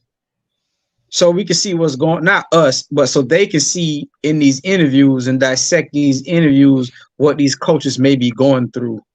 And you can look and say, this guy knocked out of the park 15 times. And nobody, you know what I mean? I mean, I know you can't find a team or anything like that afterwards, but maybe that should be the thing. So nobody can go back and say, well, he doesn't interview well, or this is the question he missed, or that is the question he missed. Like I don't think they want to do that because you might record a Jerry Jones interview and Jerry Jones might be straight up and be like, "Hey man, thanks for coming in. Here's your 100,000. I told you I had you. Nah, go do what you want because I ain't hiring your black ass." Yeah, that's about the Brian Flores deal, right? I think Eric Bieniemy, he checks the box to cover up the Rooney Rule. You know, we're not gonna give him the job. Can't say we didn't give him a chance, bro. Right. It's only 32 teams. He's done 60% of the interviews, bro. Like he's interviewed 60% of the league, and he can't get a job. That's what they're saying, bro. Come on, man. And you're a Super Bowl champion winning OC. Twice. Excuse me. Thank you, KP. Twice. Come on, bro. What are you talking? What? They can't get a job. When they giving dudes out, Adam Gase killed the Dolphins. I think he'd do well at the Jets. Bro, they just, you know what they're doing? I just call it what it is. They're funneling around generational wealth. That's all that's happening. It's a washing machine. You know what, Adam Gase? Let's make your family wealthy. As long as you don't go out there and blow it. We're going to give you a job for 2 years. You'll have enough money that your wife don't have to work. You can invest it properly, blah, blah, blah. You'll be rich the rest of your life. That's what it really is. That's what it really is. It's the generational wealth. Because that's what it's all about at that point. I mean, What else? What else are we doing here? Come on, dog. And like you say, Frank Wright go out there and crap the bed. He get a job. He lose a job to a dude sitting on the couch coaching at a private school. They never won nothing. Yeah, private. And he go get a job. He go get a job for the Panthers. And I just told you straight. I was telling you. I don't know if I called you the other day. Now you just see your boy, the offensive coordinator for Arch Manning, the high school offensive coordinator for Arch Manning, is getting a position at the Denver Broncos. Wow. He's not a head coach, not an assistant coach, Wow. not like a position coach, but I'm saying he's a high school. I think he coached like Arkansas State or something like that. Like he's not been coaching long. And this dude is now getting a chance in the NFL. Skip college. So what does he do? He bite the bullet for a couple of years, come through, before you know it, you're OC. Matter of fact, I got a better one. Y'all want a better one? How about Chris Forrester? Y'all remember that name? Nope. You remember the name, KB? Somewhat, but you gotta have to fill me in. Street, you remember that name? Chris Forrester. No, don't Google it. No, boy, that's what I do, boy. I'm gonna tell you right now who he is. I bet y'all remember this incident. He coached at the Dolphins. Oh, baby, I love you.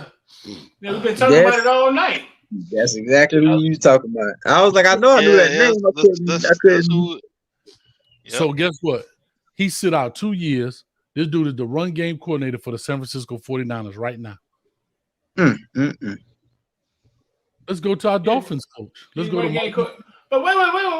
I'm looking at his Wikipedia, Hayes. It says nothing about personal life or legal issues. Somebody need to clean Eric Bienemy Wikipedia up because Eric Bienemy got a whole section that say legal issues. He could clean it up himself. Go in there and delete it.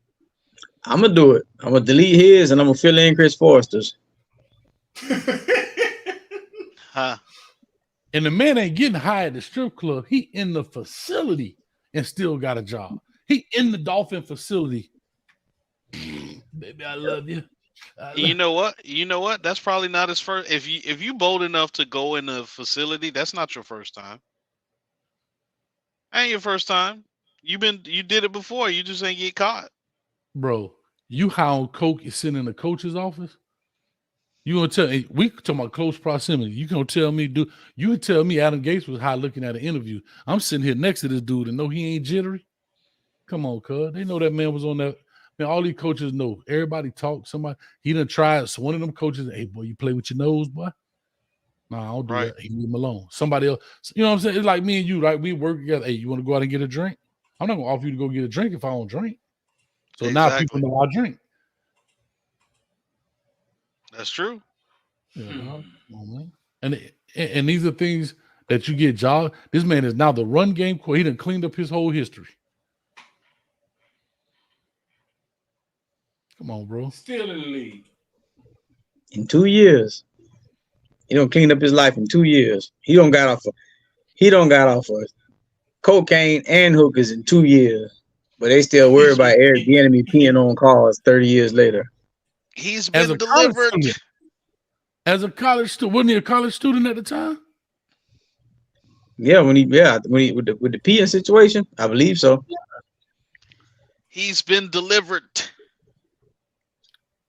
Come on, bro. This man here. He don't like cocaine no more. This man got fired at Dolphins in 17, and he back on the 49ers in 19.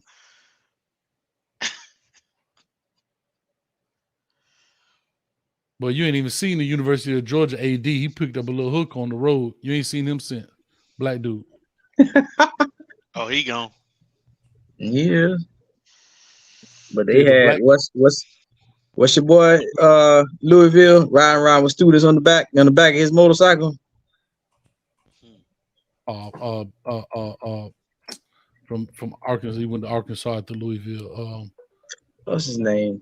Petrino, Bobby Petrino. Students now. A student on the back of his motorcycle. Yeah, the story go, man, that he went to a little log cabin or whatever. He had like a little smash spot or something.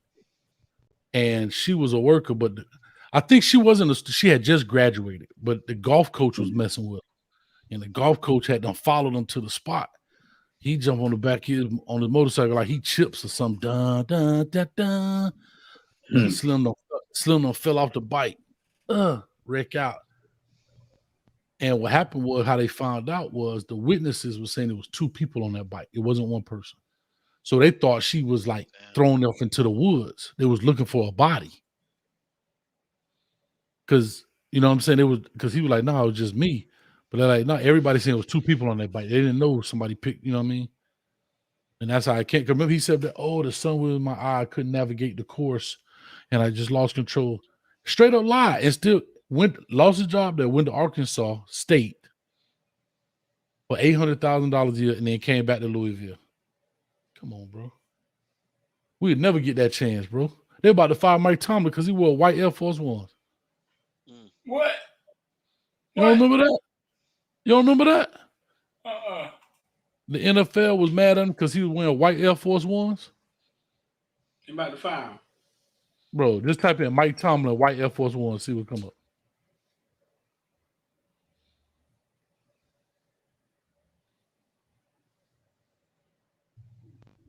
Come on, man. You either change the old guard or start a new league. That's the only way this is gonna happen. Yeah, the Dolphins say Mike Tomlin was too hip hop. Too hip hop. Yeah, bro. How dare you come over here and not have a losing season? How dare you? You finna come in here with all that winning? Shit. They wanted Tomlin fired. They wanted Tomlin fired a couple of years ago. He's too hip hop. What do you mean by that? How can you prove that? What do you mean? Look at him. they don't know what hip hop is. They just see him. He's hip hop. We don't want because he don't wear he don't wear coaching shade. He wears shades like Street got on out there coaching when he's supposed to have Oakley. You know, it's a starter kit, dog. You got to get the coaching starter kit. You got to get the Oakley shades. You got to get the crispy hat. You know what I mean? You got to wear sweat jackets all the time when you're coaching. Yep. He probably asked him when he sat down, have you ever heard of Kirby Puckett? He's a nice black guy. Do you know who Kirby Puckett is? Maybe you should meet him. All right. Oh, you guys are cousins. Huh. That makes sense. Yeah. We got to start buying team. They won't let us. They got to start their own league, man. Yeah, you got to be voted into buying teams. You start your own. You got to. It can't always be about assimilating. You start your own, bro. It came out the day Don Chaney was in a car accident. Man, that car accident happened. That car accident happened a while ago, bro. Yeah. That's weird. How no information get out. How they can hide the information, dog. Wait, when was the car accident? When was this? Like last Thursday. Some girl was taken to the hospital, but he wasn't in the wrong. Oh wow! They reported it today though. It hit the scene today, but that thing happened last week sometime. Didn't that happen last year too? Somebody was in the accident and. No, this year, wasn't it? Or this year? So that happened to one of our players. Oh, Wesley. You think about Wesley. Wesley, Yeah. No, that accident happened on.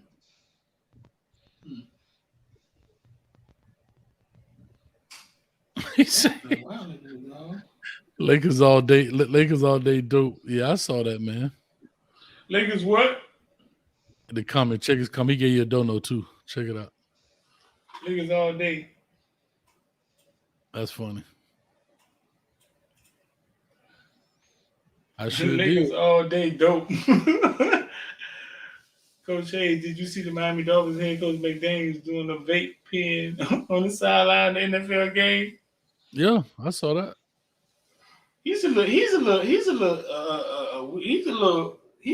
dog. He's a little weird. He can't do nothing wrong.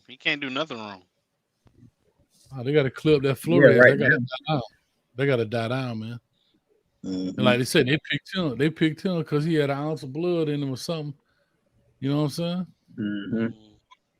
Come on, But the bro. players love him. It's obvious. The players like him. They run through a wall from him, and they like that dude. His daddy And looked black. We had that whole conversation during the Super Bowl, dog. Q had done Googled the man family and all. His dad looked black. And here's my thing. This is not a Mike McDaniels thing, meaning him as a coach. He got an opportunity. He's maximizing. I get it. But we're always talking about the opportunity, right? That's what we're saying. It's the opportunity that's given. You literally was given this opportunity because optically how you look, right? Maybe not because of your coaching acumen, right? It's how you look. You fit a certain oomph. Look. You understand? And you just happen to work out right now, which is great. That's great for the Dolphins. This is not a knock on him. We're just saying if you took their names and pictures off of their resumes and you throw both resumes up there, everybody would pick an Eric Bienemy over him. Absolutely. Yeah. Shout out to Reggie for the $5. Coach Hayes Petrino said he would see you on the 50-yard line on September the 9th. He's A&M new OC. All we got to do is go out there with a neck brace and a motorcycle. He'd be Trump, PTSD, all over. See, I ain't gonna lie. If I was a head coach, I've been to do something like that. Like I'm the kind of dude I've been on the road the motorcycle. I'd have had Sebastian on there with a big neck brace on a motorcycle. I was gonna say I don't know who the new Sebastian is, but the old one would have did it. Hey, and I would have had him wreck that thing out like a stuntman.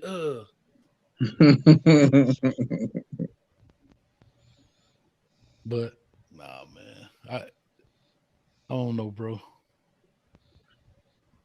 And then look, that vape pen didn't even really catch fire.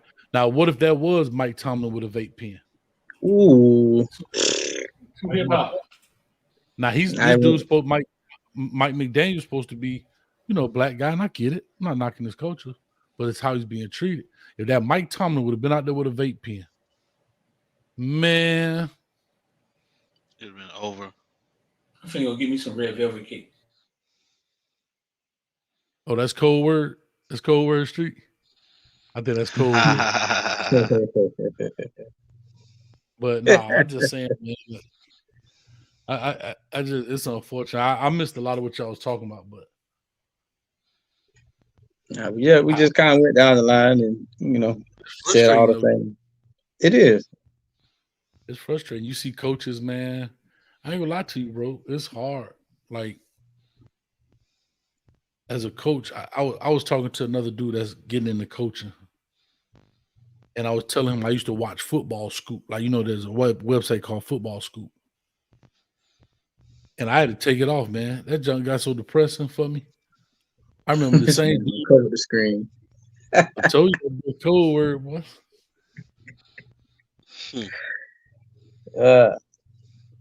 And when I took his pants off, that's why he covered the screen. Oh, man. Hold on, here go one for you. I'm gonna go ahead and get to him. We'll go ahead and get to him, man. But I used to cut it off because them same dudes that used to pick me up from the airport as a coach. You go to visit the school or you take care or whatever. The same little pimple face dude, they be OCs, dog, the next couple of years. I'm telling you. Slow it down one time. Street, blow your mind. Hey, you ain't ready for that. KB, boy, call me, I'll be sure, but I'm finna give it to him. Give it to him.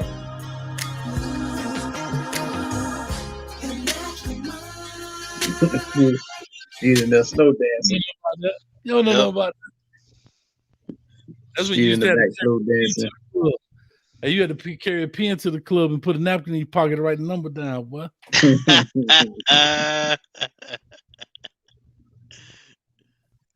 These just now just bump a phone and get a phone number. Like, hey, I'm telling you. Right. Yeah, that's crazy, man. They don't even get these numbers no more. gonna tell you something funny, man. They be asking, "What's your IG?" Yeah, that's crazy, ain't it? What's your IG? What's your ID? Like what?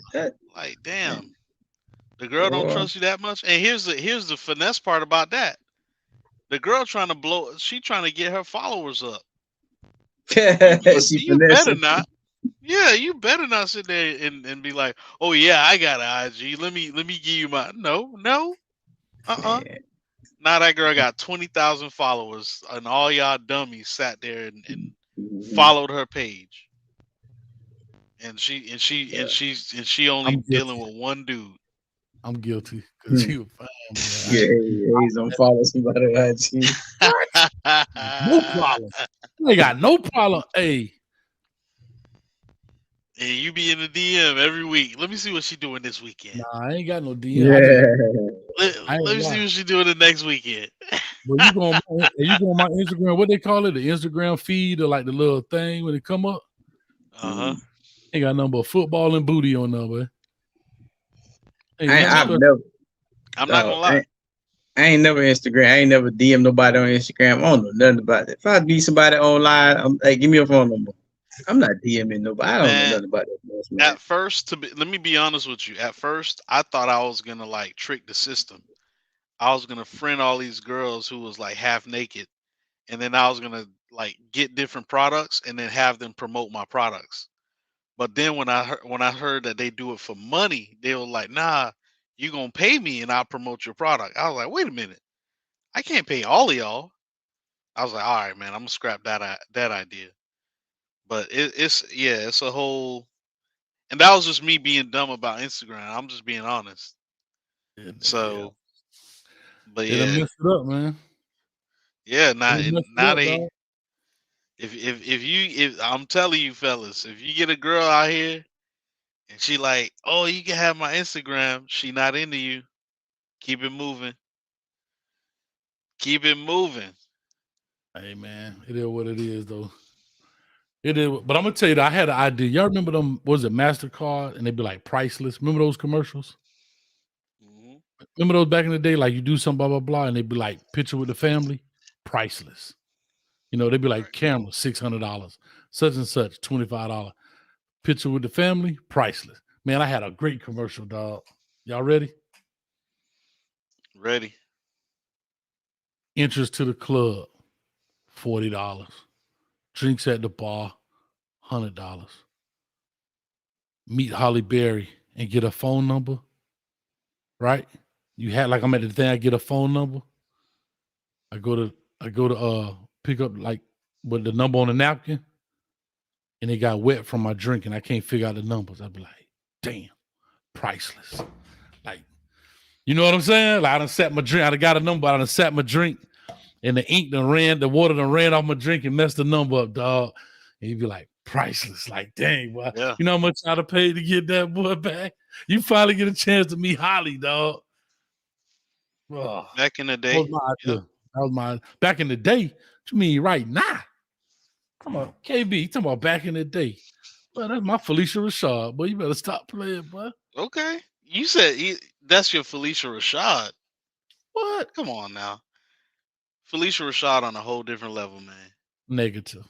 On a look side? Don't get that from a looks perspective. From a longevity perspective. Felicia Rashad is like Sade. It's like what happened? It's like Felicia Rashad from the Cosby's. Versus who? Holly. Versus Holly Berry. Ooh, that's a tough one. Come on, dog. That baby's still in shape. That baby's still pretty. That baby, come on. Now, she might be crazy now. Because she the top 50 of all time. She always the top most beautiful woman, blah, blah, blah. She, you know, but that's what I'm saying. Yeah, but we don't know if Felicia Rashad ain't crazy. I don't think she is. That's a woman right there, bro. That's the one. That's a woman. That's a woman. You take her home to meet your mama on day 2, coach. I tell you, Holly Berry beat my mama on day 1. Matter of fact, but she ain't gonna see your mama again on day 55. She gonna be somewhere else. Oh no! Once I got her, she ain't going nowhere. Man, that's a lot of dudes thought. Those are a lot of dudes thought. Hey, a lot of dudes left her too. So oh no, she crazy. She crazy. Yeah. So, yeah. But I'm talking Yeah. about from a looks perspective. Man, this chick You want me? 56 years old, dog. Yeah. I Check think. it. Felicia Rashad is like that type of woman who she know you was out at the club till 3 a.m. with stripper booty in your face, and the next morning when you wake up at 10 a.m., she in the kitchen cooking eggs, and she like, so how was your night? Cooking you breakfast. That's Felicia Rashad. Rich, you don't even believe that, Rich. Because if Felicia Rashad is the woman y'all just claimed to be, she ain't gonna tolerate that. No, No, because she's not gonna tolerate it. she gonna handle it her way. Yeah, Holly she's gonna handle it Berry- her way. Y'all gonna She ain't talk gonna about it. catch the ties. Holly Berry told you straight up, Love should have brought your behind home last night. She said that in the movie. And you right, baby. I should have came home, but I didn't. You gonna punish me? Man, look. Holly Berry came in at 2:30 in the morning, and you came in at 3 in the morning. She was in the bed pretending like she sleep. That's cool. Look, I'm gonna give you one. I'm gonna give you one that's as much woman probably as Felicia Rashad, and got the Holly Berry looks. Don't say That Lisa got Ray. dog. No, cause she crazy too. I think she. Yeah. Anyway, Thelma. That's all I gotta say is Thelma. I ain't even got to come up with her real name. I ain't gotta come up with her show last name. I'm just gonna say Thelma. I can't think of Bernadette. What's Bernadette last name? Her name was Bernadette something. I can't remember. Something was it Louis? What is it? Nah, Bernadette. It was funny because I just saw her in a picture with Michael, whatever his name is, and they had just had it on the. You But talking about bro, Janet Jackson? no, Thelma, man, not Janet. Her name was Bernadette. Man, Thelma was so fine, bro. That ain't made no sense, bro. She was fine for a long time. She still is a good looking woman, but just much older now. Bernadette Stannis. That's her name. Stannis, Bernadette. okay. Man, Thelma But, was boy, look at that. I don't know, boy. Let me tell y'all something, boy. Y'all can talk that about Holly, boy. That one fine, boy. You know you fine when they name a haircut after you. When the girls got the haircut named after them. Huh? You know what's so funny about this? We over here naming women like Felicia Rashad, Holly Berry, and none of these type of women got BBLs and all that other stuff. They ain't got none of that. Different generation, baby. Yeah, they too old for that now. She going there. Hold on, how Street up here texting in the comment, and he ain't even on the screen. This man here wild, boy. Making good tough too, Tony Braxton. I'll take Tony Braxton over Megan Good. Nah, what? Yes. Man, that's a good one. Here's why. Hold on, can I tell you something? Look, can I be honest with you? If you saw Tony Braxton or you saw Megan Good walking down the street, they look like ordinary women. They wouldn't look. There's nothing extravagant. I don't think they look good with they have makeup. We see them in different lights.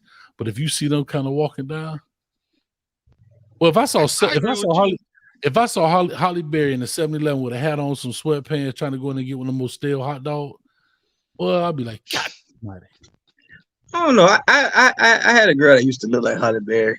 I don't know. Holly Berry do look. It's just I don't know. I don't know if I agree with you on that one, Coach. What you mean? Holly Berry looks very she looks very corporate. The thing that makes her stand out is you could take her and bring her to any function that you have. You could bring her to the club, you could bring her to the boardroom, and people will respect you for having her by your side. Like you could bring her to a funeral and people will be like, my condolences to you and your wife. Like she fits anything. That's why she gangster, boy. And when she get in the car, we're gonna be listening to some Master P or some old whoop bad trick. Exactly. Felicia Rashad, you be out there with your bow tie on. Hi, darling. She wanna have a glass of wine. Holly been turned up the Hennessy bottle on you, boy. You dig me? Come on, man. That's what I'm saying. She do like she to your point, Rich. She could go to the Black Tie Fair, knock it out the park, and then when the valet bring the car around, you know what I'm saying? We in that thing, Gator Boots, Yeah. They fly. Y'all ain't talking about Halle Berry crazy ass. Man, she fine in the world. She might be crazy, but Hayes want to come to work with scratches on his face and cuts on his eyes and stuff. guess what? You know what I'm gonna tell my boss? I earned them. I earned them. Now you know No, you listen. rich. All those girls, right? This is how I always do dudes. Like, think about everybody close their eyes and think about the finest girl they ever dated, dog. Mm-hmm. Think about the prettiest girl that you ever dated. I don't care if it was 2 days. Mm-hmm. Everybody got a name? Mm-hmm. The baddest one you ever dated. I'm talking about pretty. The baddest one you ever dated in your life. I don't give a fuck if it was 3rd grade. If she in 3rd grade and she look like Halle Berry, somebody got too much chicken. This is what I always ask dudes. How much prettier can Halle Berry, Beyonce, Megan Good, how much better in the morning can they look than that girl you just thought of? Way better. Do you think it's close? It's just the fame, man. In the morning, when they wake up and roll over, how much better than that perfect chick you dated, right? Can Halle Berry possibly look? How much better can Beyonce look than her in the morning? Is it close? Street talking like a man who's just with here's his why I'm lady. gonna tell you that. Here's why I'm gonna tell you that. Can I be honest? I think Halle Berry could be fine waking up, meaning because again, she ain't had to do all that with her hair. She ain't got to worry about all that. She could be, like I said, But we came home. I could catch her at 7-Eleven. We all have dated. We all have dated hood chicks or chicks from my hood that was that pretty before. Mm-hmm. That they just roll over and look good, right? So how much better does Halle Berry? You think Halle Berry look than her? I'm looking at her right now. I recognize it's the fame. I recognize it's the fame. I've been recognized that, bro. It's just the fame. Right. We kind of just you put them on or pedestal. it's the fame, or every time you see them, they're in a perfect picture with perfect makeup and perfect lighting and perfect. Mm-hmm. Now, when I saw Beyonce in person, because my girl had to drag me to the Beyonce concert. When I saw her on that stage on that big screen, it was like looking at an angel. It was like, whoa. now I get it. Jesus. Like it was, dog. But what I'm saying is when she wake up in the morning, how much better does she look than the best chick you ever dated? It can't be far. Google one day Beyonce without makeup, Halle Berry without makeup. It's not far, though. Damn. I'm looking at Holly with no makeup. I'm looking at Holly with no makeup, and I'm looking at Beyonce with no makeup. Don't do Cardi B. Just don't do that. No, Lord, no. Dog, I'm looking at Jennifer Lopez with no makeup. It's not far.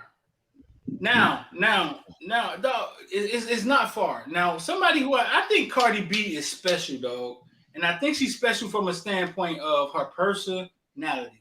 Cardi B will come online with makeup, without makeup. Yeah. It's like she's just raw her. She be throwing haymakers with her personality. Dog. She comes across so personable. Like she comes across like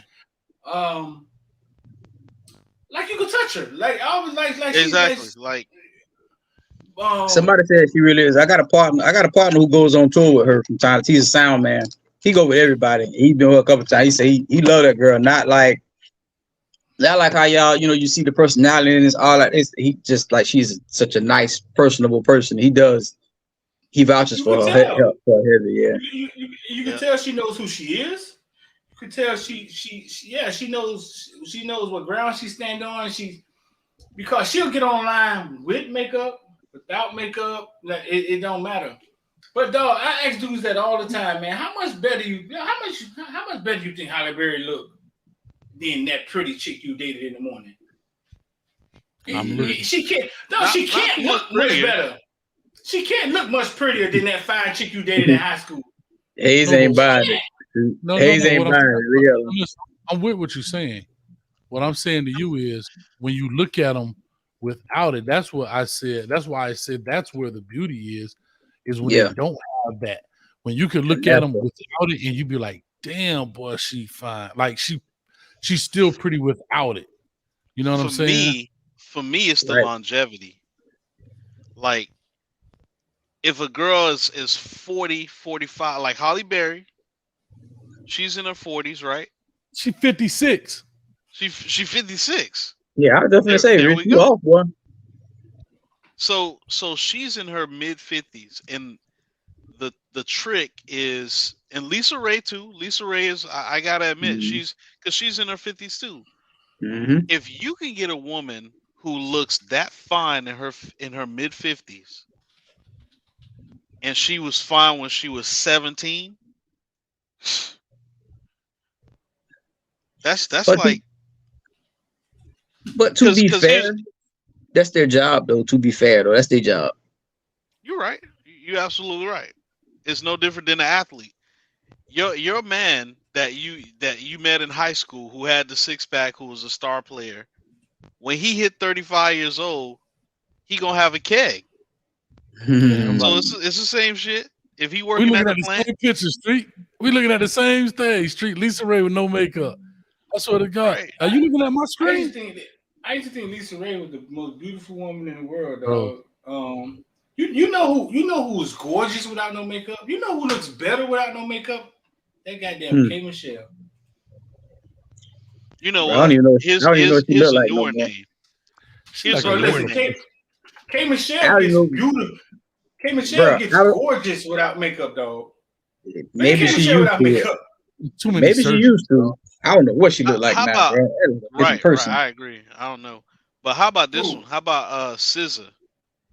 I saw SZA, like when you see her on a music video, and then when you see her like on an interview, she looks way better in the interview than she does in the music video, which is crazy. No, Trina the rap star is beautiful in person. And beauty never came across to me on film, like on videos and stuff. Right. K. Michelle without makeup, dog, is gorgeous, dog. She like a regular chick, me. Why? She represents regular. She does regular well. She used to be a pretty girl. Just like Trina represents that red bone from Florida, like that red bone that you want to smash. Trina ain't red. Man. Trina ain't even red. Trina in person. Trina's red. Yeah. Have y'all ever seen her in person? Like when she was hot? You have to see her in person, dog. Trina in person glows, dog.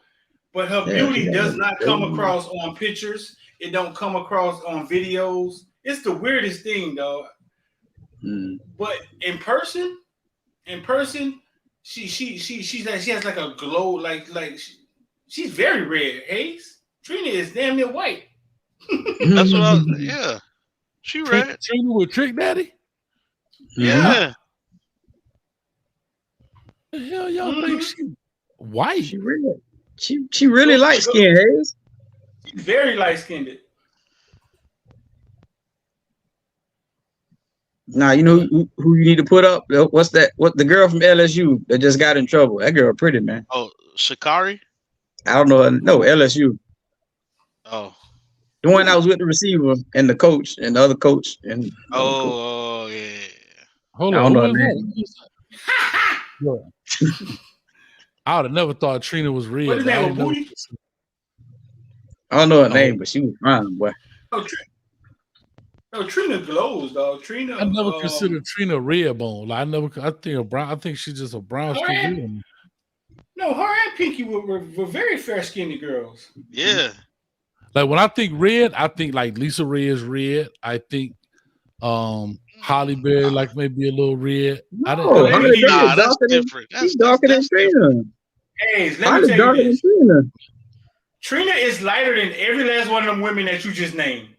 She's not lighter than Lisa Ray, dog. I'm sorry. She is, dog. But I wouldn't say she's lighter than Lisa Ray, but it's a certain type of red bone that you have. Like I'm not asking y'all. I'm telling y'all. I've seen both of them in person. Look, but on film, on pictures, Trina does not come across the way she looks in person. I don't see both of them in person. Okay, I'm gonna give it to you, but I'm gonna say this though. There's a like a Florida red bone type of chick, and you don't. It's like you. It's hard to find them anywhere else. To me, Glorilla is red, and Lisa Ray got like a yellow skin, like yellow. You know what I'm saying? Maybe I agree with you. Yeah, yeah. Lisa Ray is like a high yellow. Right, but Glorilla is red. She's red. No, Trina is like white. You see her in person. I would have never known that, dog. She is, man. But like on Cardi camera, B, Cardi B is red. Even though I know she's Spanish, but that's like a red tone to me. Cardi B. She's like a red tone. You're right. Yeah. I see what Hayes is saying now. I got you, Hayes. But yeah, Trina is extremely light. She's still extremely light, even if you don't consider that kind of a red bone. But she's extremely light, bro. I didn't know that. I could look at 100 pictures of Trina, though, and her beauty never shows on camera, though. It never shows up on camera. Okay. This is what Trina looked like in person all the time. In person, I know who that looks camera, like. She looks Miss Miami. That's Trina. I know, but I'm saying like Miss Miami is the same complexion. Street got a type. Street got a type. Street got a type. You got a type. Oh no, I wish. That picture, hold on, that picture right there with that blue background. I wish. But hold on, go back to that picture. Go back to that picture. Go back up. That picture, to me, she's lighter on that picture, but I think that's because the light on it. But I thought she was a brown skinned girl, like not brown, like no. She not red. To me, I didn't know she was that light. Like Nicki is like, for example, Nicki Minaj is red to me. It's a weird thing with Trina, man. It's a weird thing with Trina. Let me see, Trina live. If you ever saw Trina on stage, she come across as white. You know who else is like that, Street? And she don't look as pretty on video, but I seen her in person and I thought was pretty, which surprised me. Pinky was extremely pretty in person before she put on weight anyway. Pinky, the porn star. The porn star Pinky. The shorty. Oh. She is bro, she is a pretty girl. Don't look like it on camera. Not saying she ugly, but camera, but I met her in person. I was like, God damn. I ain't never seen her face. Where you met at? What the thing was? Exotica. Oh, you know I was. When they first started them things, that was a long time ago. I went to one. You heard me right? Where? Exotica in Miami. Boy said he was at Exotica. Hey, so you hear what I said, Street? What? I ain't never seen Pinky face, not one time. You know, I didn't know she had a face. I didn't even know she had a face. She had a face. Ain't never got that high up, dog. That messed up, dog. Hey, bro. That messed up, dog. They say he start all the videos from the middle. You don't know. And no intro, no intros, no outros. You know. And she got a voice. Listen, and even then, when she started from the beginning, I'm trying to see how much she got to take off. I ain't looked that high up.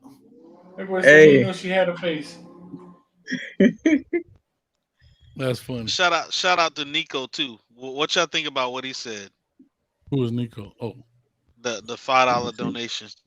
Oh, let me see. Halle Berry would be normal today due to the influx of biracial women in dating market today. Back then it was rare. I give you that because she does have very I think that's a good point. Keen features. So shout out to Nico on that. She does have very keen features. You know what I mean? Oh, y'all see Reggie brought up? We grew up in Miami though. And in South Florida though, it like we always had that. We always had that multi-complexion type of thing going on with females because we got so many different cultures down here. That's true. But he right though, Rich. It wasn't like in your class, you didn't have a whole bunch of red girls, a whole bunch of bi red. You didn't have a whole bunch. So that's why Nah. like some of them just like stood out because they don't even be looking all that good. It's just that they be light skinned. Well, if they Yeah. was red, they had that Georgia skin, right? Their family came from Georgia, had that real. Mhm. Right. You know what I'm saying? But y'all, yeah, hold on, y'all. But y'all know where all the light skinned girls was when we was growing up? Texas. America. Half black and half Mexican. That's what it was. It's 100 girls. No, I ain't trying to give out a number, but it's a lot of Beyonces in Texas. Not saying they look as good as her, but that complexion, real hair, and pretty, it's a lot of them in Texas, bro. That's that half black, half Mexican stuff, man. Can I tell agree. you something? And you know what? I also learned in Texas too. It's a lot of Megan Thee Stallion type of girls down there. A lot of girls that are kind of taller, bigger, and they cool with dating men that's shorter than them. They cool with that Rich had That's Rich it. had- Hey, because of Rich been on that because of- Tinder. He done put that zip code in. He like, yeah, you know what time it is. He done put that Tinder Nah. zip code in Texas.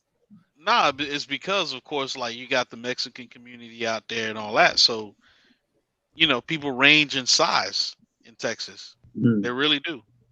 So I'm they gonna tell used you, to it. I'm gonna tell you the most beautiful women I've ever seen. You coach and you go to these different college campuses and all this stuff, bruh. LSU hands down. When I say hands down, Hey, I just called it. LSU hands down, boy. Street, I find the agree. girl, man. Find the girl, Street. Creole women? What girl? The girl from LSU that just got in trouble. The what was she, director? Whatever she was on staff.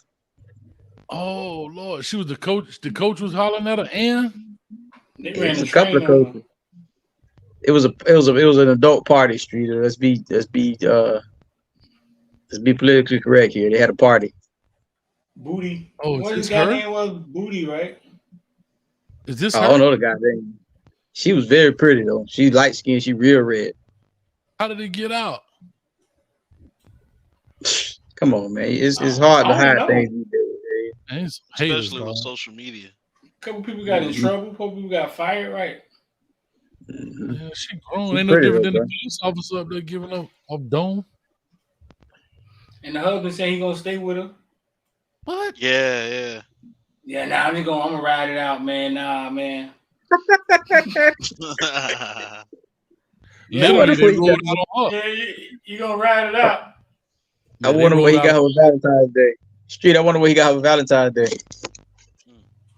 a mouthpiece, A saddle. bro. How you gonna kiss her in the mouth, dog?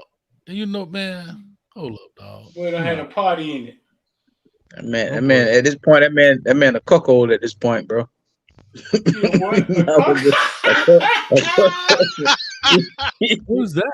What is that? Oh, Google it. What is it A called? cuckold. Cuckold. man. Cuckold. CUCK8. CUCK what? OLD.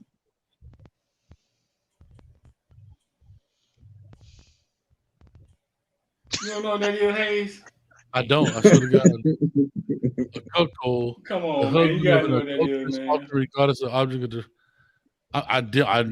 A cuckold is the husband of an adulterous wife. The wife of an adulterous husband is a cuck queen. What? I think my computer. So just got a virus. basically, Street. I mean, Hayes. Basically, he get off by sitting there watching his woman get off with other guys. Oh man! Right. Oh, I And thought I was a sucker. and- They call it a And the show cuckold. just took Yeah. another turn for the worse. Oh, and the girl name is Destiny Wilson. Destiny Wilson. Man, she is gorgeous, bro. I bet she ain't gorgeous when them boys running that hammer across her face. Choo She might choo. she might still be. And the Amtrak Well, I think came through. KB, Had to be worth it. Bayou. KB, I think you just gave my computer a virus. When I type that in, all types of junk stuff. Probably Ain't no did. virus. Ain't no virus. I see a picture of her with his black shirt on. Is that her? There's a picture They of had a Moody. shirt.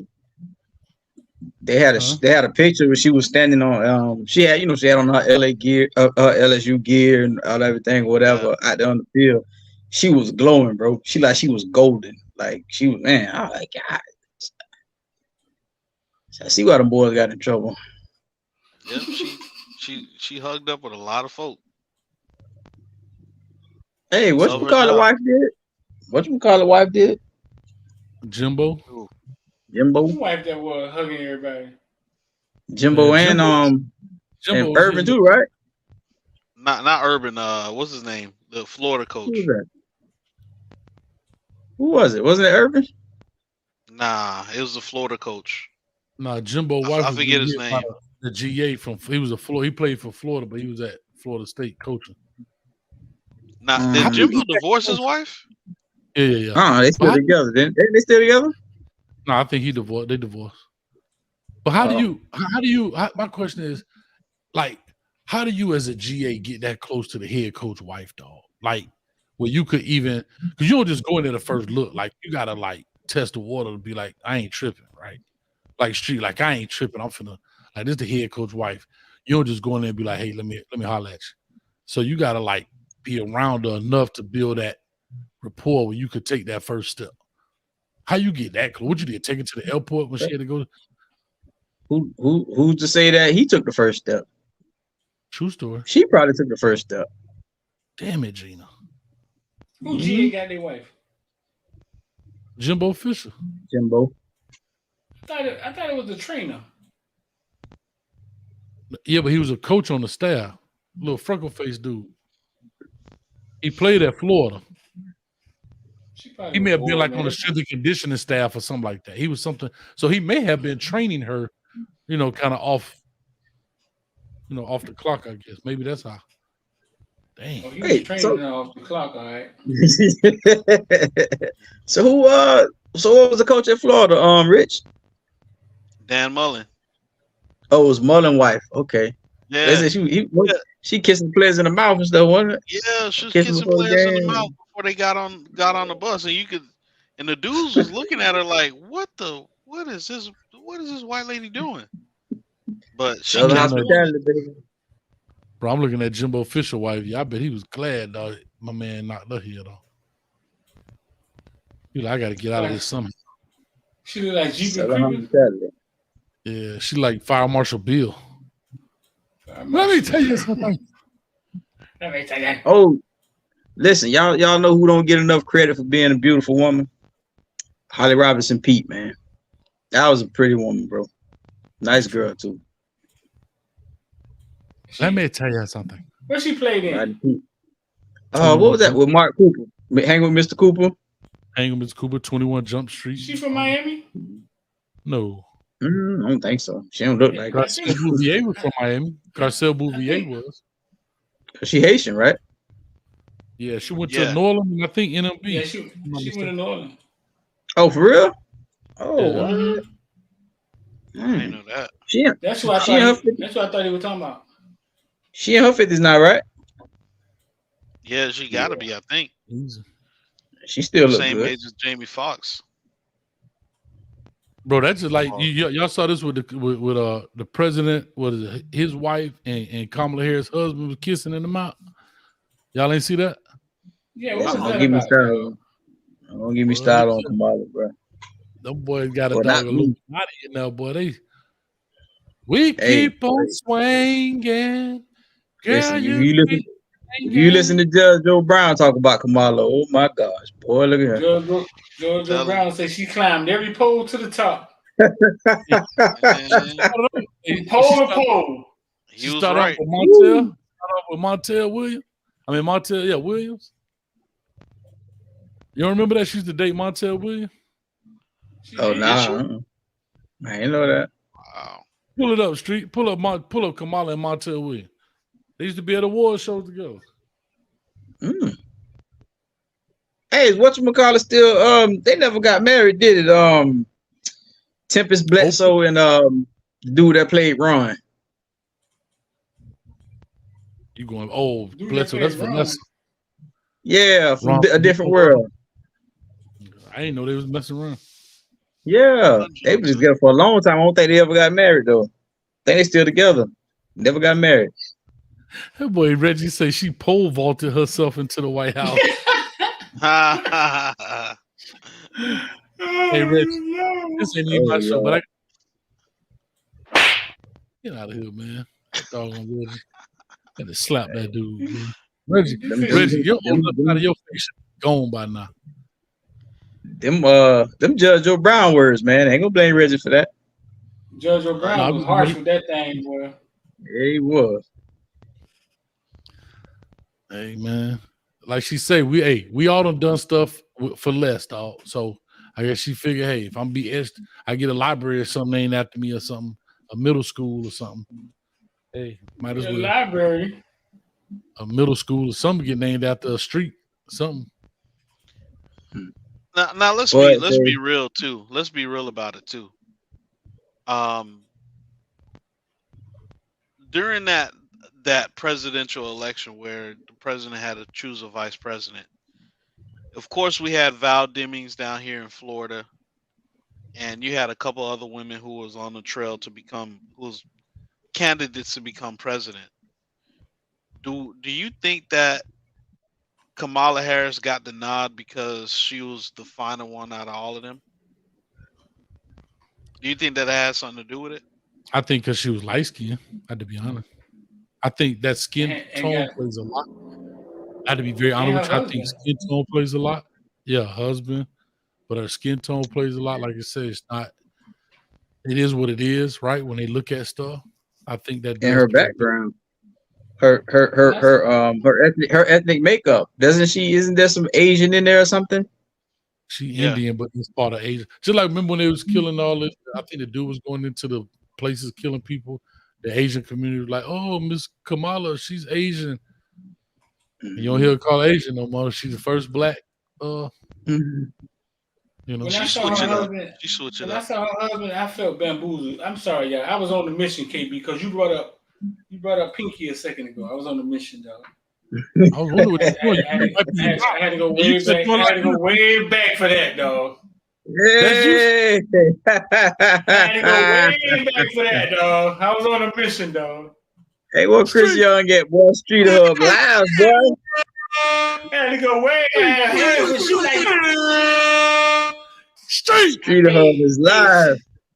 I paid $39.99 for that picture, boy, and a DVD. I got all mine for free, bro. What you doing? I got a handful of bonbons too. Where yours at? It's in there. I got Naomi Banks on there too, though. Hey, we ain't gonna do that, man. You had to get a video or something. You had to buy a video, and she took a picture with you. Oh, you was at a store. That's why, right? Yeah, and like a signing. Oh, yeah. See, at Exotica, they all just be trying to be nice. They real nice girls. That's the thing. Like if you meet them and talk to them, like they'll all have conversation with you. Man, everybody in there was nice. Them was some nice people, bro. It was crazy. I ain't expect that. They took pictures for free. So Exotica is so down now, though, dog. Yeah, she look rough. She look a little wore down now, dog. Man, she got more miles. She is. I mean, it's a blessing and a curse to be light skinned like that, because when them fine lines start to come, they start to show. Jasmine Guy. Whew. Well, Jasmine's light. No. What I'm saying, you couldn't tell me Whitley at that time. She was with. She wasn't gonna be a Felicia Rashad. I'm saying as she got older, but you see her now. That's that lack of melanin, man. She ain't have enough. I'm gonna tell you who was the real deal back in the day, though. Lisa Turtle, dog. Lisa Turtle was that gangster back in the day. Boy. Yep. She got a something wrong with her skin now. Yeah, she all jacked up. Yeah, something wrong with her skin. Yeah. Reggie had brought up earlier. No, Reggie brought up earlier, man. Y'all seen Maya lately? My gosh. Whew. I always got she another one too that kept herself right. Mm-hmm. But I'm gonna tell you who ain't right though. Y'all remember Sunshine from Harlem Nights? You went back in the day. No, I didn't. She was on Harlem Nights. She was on Waiting to Exhale. Leela Rashawn. Oh, yeah. Her. Well, How Leela she look? I Rashawn ain't got seen to her in a go, while. man. She got to go through the door sideways, cuz. Ooh. Okay. Street, pull up Leela Rashawn right quick, please. Name Please. that offensive lineman. Name that offensive lineman. Name him. Leela Somebody name him. Rashawn. Leela Rashawn. Who is that? No. That man that's back in the day. Yep. That man standing That's next to that Santrell. offensive lineman is 30 years old. Is a 30-year-old CO. Centrell make him look like a Burger King kid. Yeah, I knew that was Santrell. I had to think about it. He look like, dang, what? It's like David and Goliath, boy. No, Goodness that man gracious. was huge. That man was huge, though. Jeez. No, trying to find that picture, man. I went past a lot of classic pictures I got in here, dog. I'm talking about, man. I've been doing it for a minute, boy. Mm-hmm. You're gonna keep doing it. You're gonna be like Bad Boy. A lot of classic pictures, dog. You're gonna have a Street Hub yearbook, y'all. We're gonna sell y'all the yearbook. I tell you, that boy went back, boy. How long did Centrell stay in the league? Dog, a lot. Oh, wow. Yeah. He was just, dog. He just was a specimen, dog. Last I heard, he was like in Canada. Pancake, dog. Pancake. Last I heard, he was in Canada. Yeah. Yeah, he's still playing.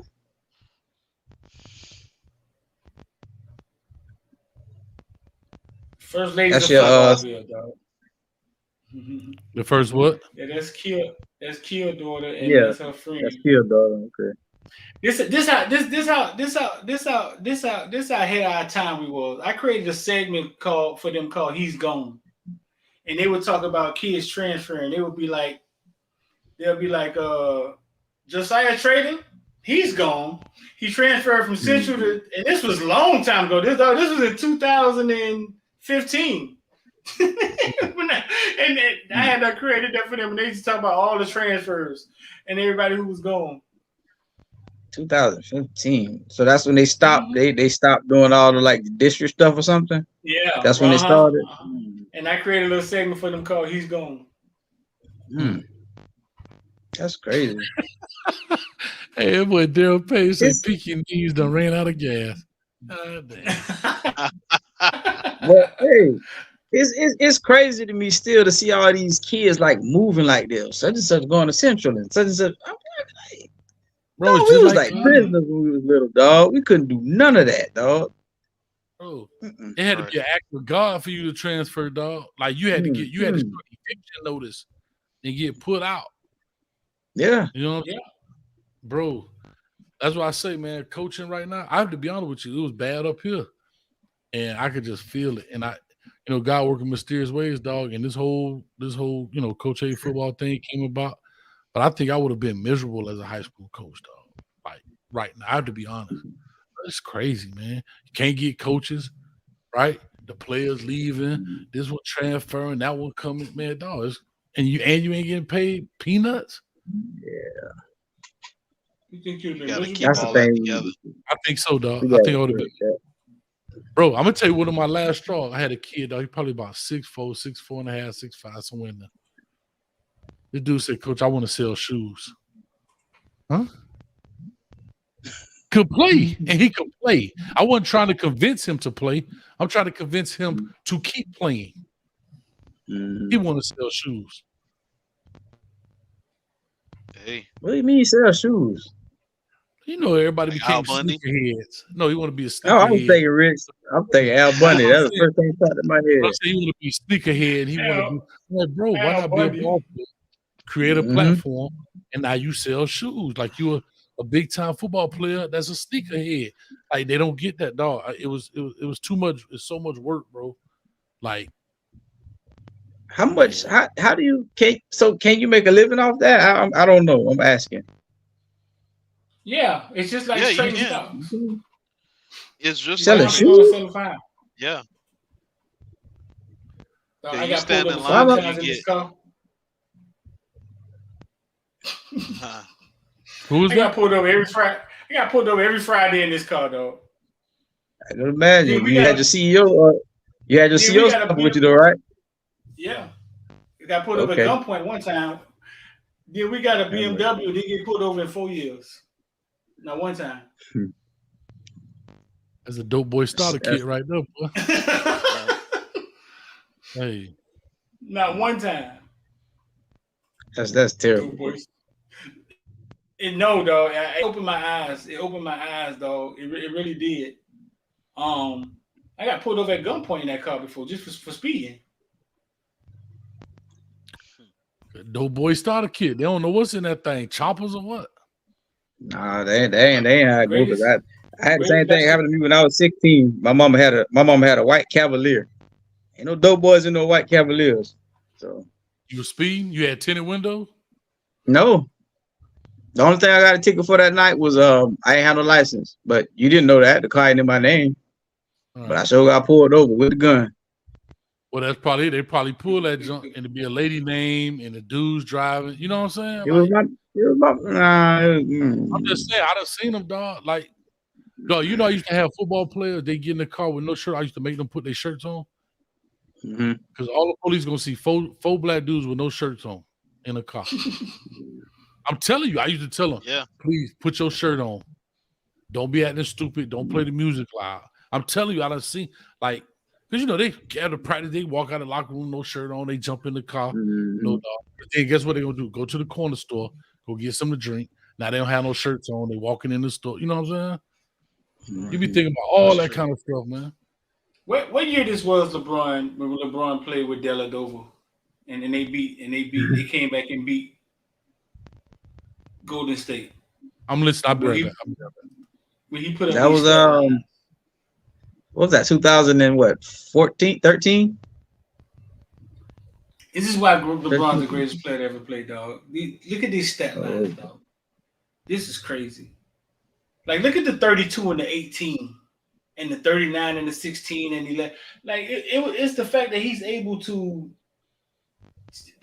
create these crazy stat lines, dog. And it's like Kyrie, whatever you want to do today, Kyrie, go ahead and do it, man. I just fit in. I get in where I fit in. I get in where I fit in, that dog. 11 assists, 9 assists, dog. 14 rebounds, 11 assists. And give you 40 points. Take this thing to game 6.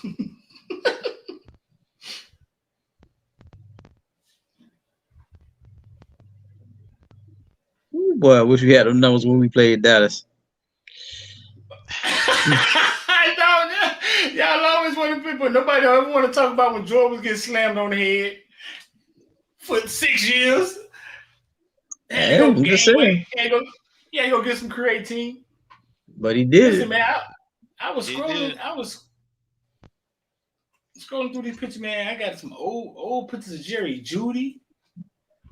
Oh my Boy, I thought God, you was finna say Jerry Jones. Boy, we're gonna have a ball with this, dog. I told you, boy, you got the archive. I do, dog. The only man messing with you is Larry Bluestein. He probably ain't got as many pictures as you got. And a lot of times, some of these shorties, I don't even know. I used to have to get too loud to point a lot of these Broward shorties out. Every now and then, I might roll past one and be like, "Oh, God, that's Mike Harley." At 12. Right. I told you my home guy. I got to see, man. Because you brought out that video. Remember the video you used to play with that Miami Hurricanes team that whoop Snoop them. I told you my homegirl's son. Yeah. I think he was on that team. He's up in Georgia playing safety at Georgia. He don't won 2 championships. The only reason he went to Georgia because they moved to Georgia like his junior year or something like that. Mm-hmm. Stuff like that is why Georgia kept him up. You know who that is? Cool. At the time, we just knew he was the best player on their team. That's it. Coconut Creek team, I think. Trayvon Mullen. Yeah. Yep. Oh, okay. Look how much taller he is than them. And they all was in high school.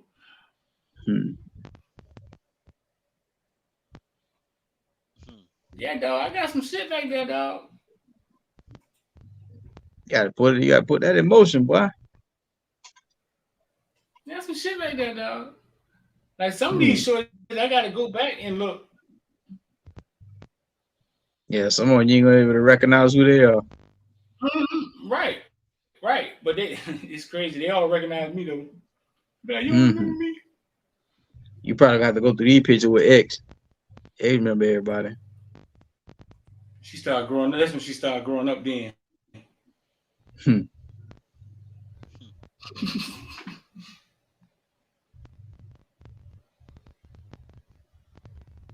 Is it Aubrey Williams?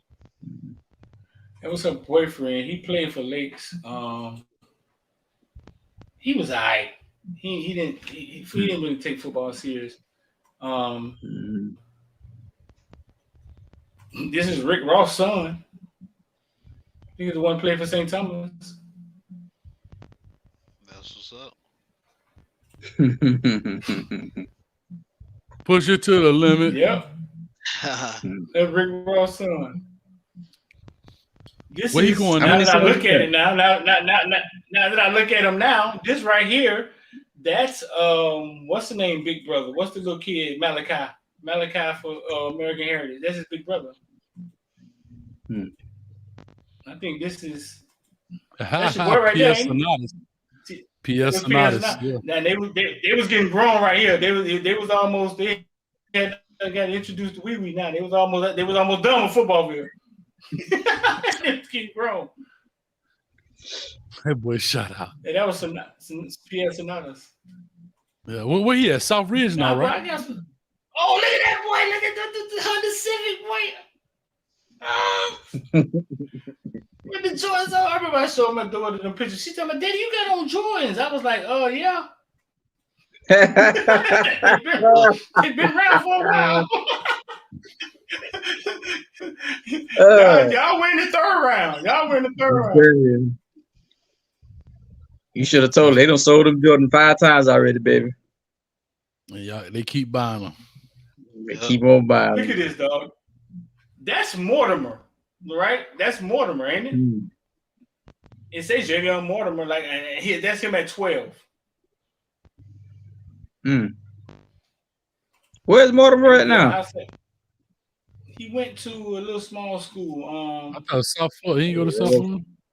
Everybody know who that is right there. Hold on. Go back to Jackson. What year was that? Right here. What year is this? Yeah, I know who that is. 2015. 2015. That was what Luke in them year. Then wasn't Luke there at the time? Jackson versus Columbus has been postponed. But I'm saying that was Luke and your girl from tow truck thing, right? What's her name? I forgot her name. Yeah. Let me get her name. Yeah. She's still coaching? She's the AD at Miami Central. Okay. Oh yeah? Okay. Assistant AD. Like she's like the assistant AD. That's good, man. That's Norland. On Like your that Miami, in Norland. 2015, that's Norland. That's the linebacker right there. What his name was? Keith Brown. No, the Brown before that. That's I don't know. I was up here. I was in Orlando then.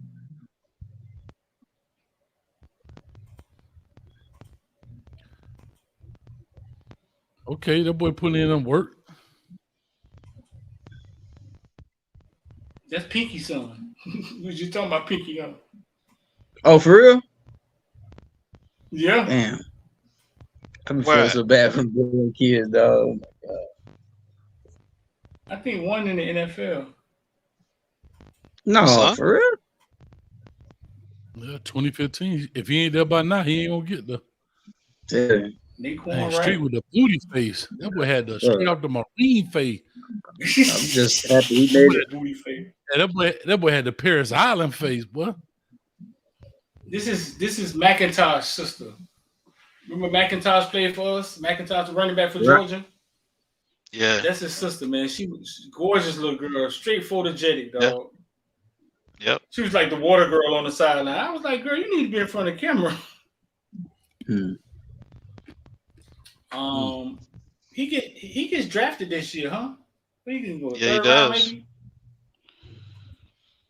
I think third or fourth. He knows how to catch. Who is that? So you thought it was Beyonce? That is Jenna.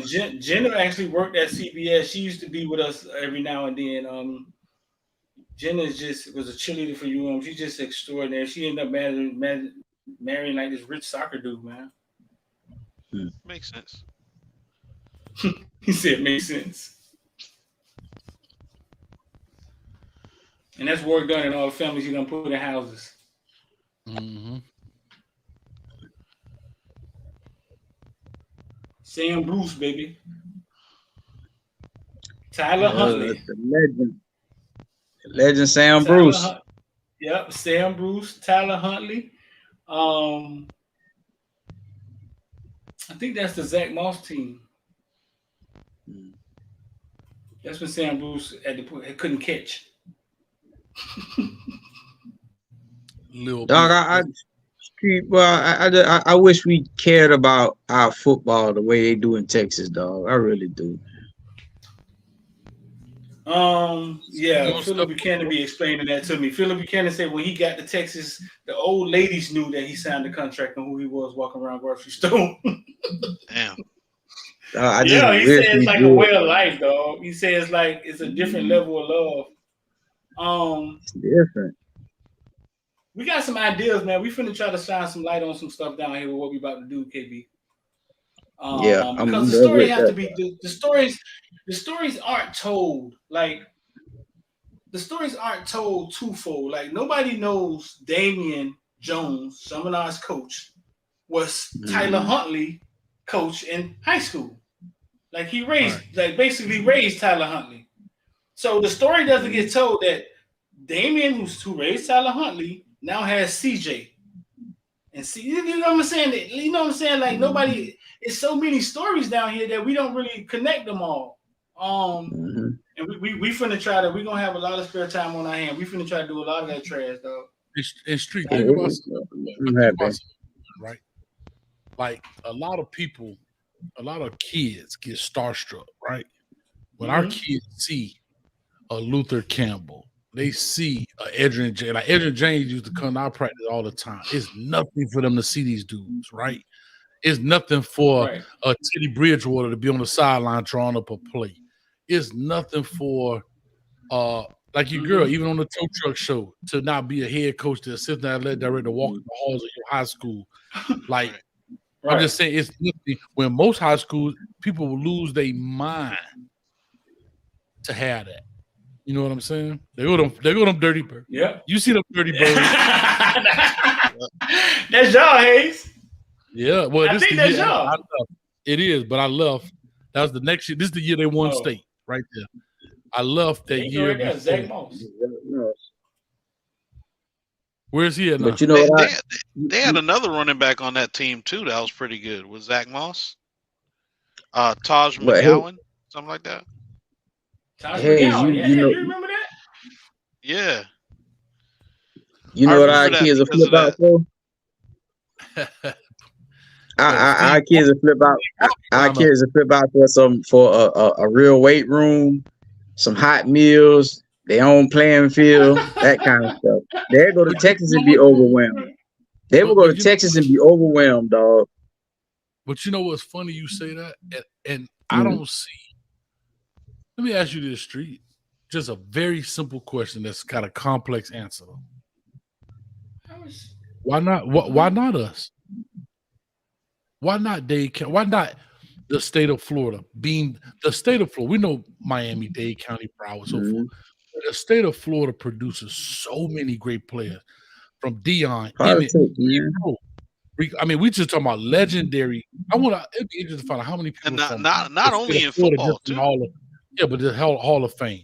I know I'm asking a lot, but I partly hold those guys accountable too.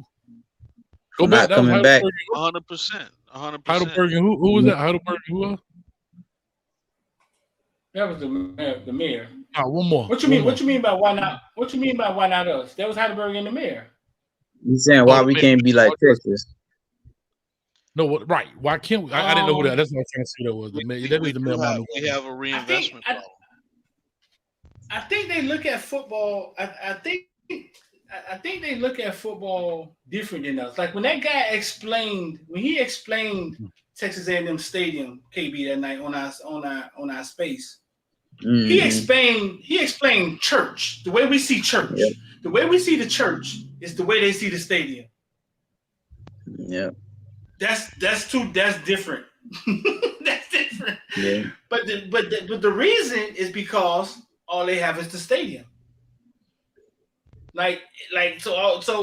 So in College Station, all they have is the stadium. So he saw it as like a sanctuary.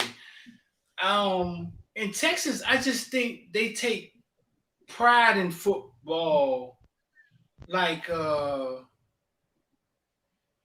it's like they take pride in it, and then the women follow the men. It's just and they all. It's just a different level of passion. So I'm gonna tell you. I'll tell you the structure. Well, go ahead, KB. I'll tell you the structure. All right, real quick. I was gonna say, really, it's politics. You know why? Because Georgia is not like Texas either when it comes to football. But the women in Georgia, they watch football. They watch all the sports. They love wrestling. That was the craziest thing when I moved up there. So they love football like that too. But Texas is the only one that treats it like that. It's a political thing, from school board to government. You know what I'm saying? And that's what's wrong with Florida.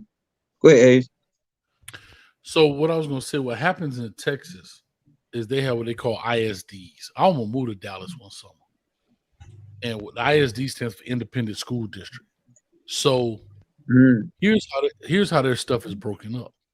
Let's take the city of Miami, for example. You know Miami. You have MISD, which would be Miami Independent School District. That would be Central, Jackson, Northwestern, Booker T, right? So those are the high schools and all the elementary, middles that go with it. Then you have Carroll City ISD. That would be what? That would be Carroll City, of course, New Orleans, whatever that is. North Miami ISD. So they break it up into different individual places, right? And so what happens is those tax dollars go to that area, unless like Miami is Dade County. So it go from County Line Road all the way down to Campbell Drive, right? And those dollars get reallocated however they choose. If it's only 3 high schools or 2 high schools in your independent school district, all of those tax dollars go to those school districts. You get what I'm coming from? Mm-hmm.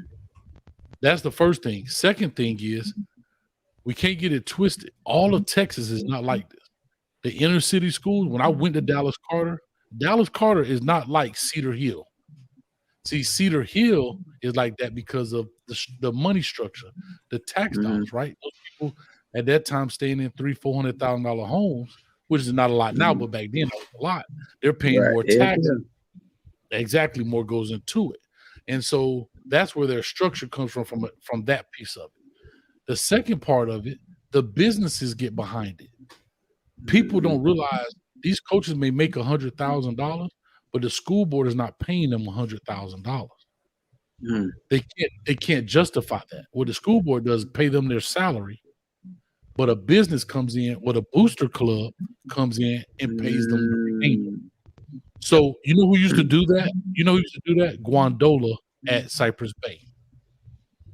When Guandola was at Cypress Bay, Guandola was probably making $100,000. He would get his teacher's salary, but Rick Case Honda, who was his homeboy, would always have a Honda out there, would give him like $40,000. Therefore, if he made 60-40, that's $100,000 coach. So that's what people don't understand. They make $100,000, but it's not solely paid from the district. It is paid through boosters and so forth. That's how that whole structure works. But to go back to your question, Street, of why not us, we can structure that same thing, but we don't fight for it. We don't fight for our kids to have the right things. All of that money out there, and bro, we don't have nowhere near the stuff that other places have. You know what I mean? Like, so think about it. Dade County, the school board I don't even know who the superintendent is, but the school board member, he's trying to look at 50 high schools. When if you did ISDs, Miami ISD would only have 4 high schools to look at. Right. Homestead ISD would probably have to do South Dade, Southridge, and Homestead. You know, whatever, however that breakup is. I don't know the lines, but that's only 3 high schools. You know what I mean? That kind of deal. So that's the difference. You know what I'm saying? Right. That's a I don't great think game. I don't think they care enough here, man. I think they'll do it for soccer or baseball. Well, I think Probably, they care. they probably do. Because Cheryl Golden, I call her name. She gone now. Cheryl Golden used to get a bonus for the amount of kids people put in college. People don't remember this. We used to have to send the names in of all the kids that we got college scholarships for. And she would get a bonus. But yet, Wow. the principals would not pay, not all principals, but a large percent of them would not give you school time to go to the conference in January. They would not pay for DVDs, because at that time it was DVDs. You had to put kids' tapes on DVDs. We would have to fundraise that or pay it out of our pocket and go buy. You used to have to go to Office Max and buy 100 stack of blank DVDs. Yeah. We would buy 100 stack. We had to go buy the tower. Matter of fact, I think Mike McKenzie bought us a DVD tower to record with, so we could record 10 at a time to make highlight tape. And I remember talking about Corey Raymond. This is how I met Corey Raymond. Corey Raymond was at Utah State. I was at the conference here in Orlando, and I seen a black dude with a Utah State shirt on. And I'm like, at that time, we had already sent Chris Forbes to Utah State. So it was 2 kids at Jackson. And I say, man, what a black dude doing at Utah State? He said, Coach, don't get it twisted. It's just a shirt. Like that. That's how we got started. But I used to carry around, remember the portable DVD players? Yeah. Yeah. Used to carry on airplane. We had a highlight tape, and we used to make our own DVDs in each chapter was a kid. So chapter 1 would be player number 1. Player 2 would be Streeter. Player 3 would be, chapter 3 would be Rich. Chapter 4 would be KB. Chapter 5 be Coach A. And then I'd be like, and so I like this, hey, bro. So I pull the CD player from under my coat, like, what you need, boy. If I ain't got it, you can't get it. You out of luck. I got everything. Like I was hustle, man. And so he's like, I need some DB. So I click down on the menu list, click down, and I would play. He's standing there holding it in his hand watching. That's how we used to do it. Wasn't no huddle back then. But again, but we never forced them to invest. We never, dog, they're no different here than teachers and anything else, bro. Like, for example, I remember us having a meeting. I remember people being, I'm gonna leave them nameless because they're still in the system. Wesley Frater. Remember, Frater? They be with Nike and do the Of course. Yeah. All-Star game. The All-Star game. Yeah. Cheryl Golden and the Miami Dolphins. He used to do it on Martin Luther King weekend, the All-Star game. Wesley Frater, Cheryl Golden, who was over GMAC of Miami-Dade County, Antoine Russell, and the Miami Dolphins at the time took that weekend from him, and they wanted to do their own Dade versus Broward game. And they forced him out when he used to do so much for black schools.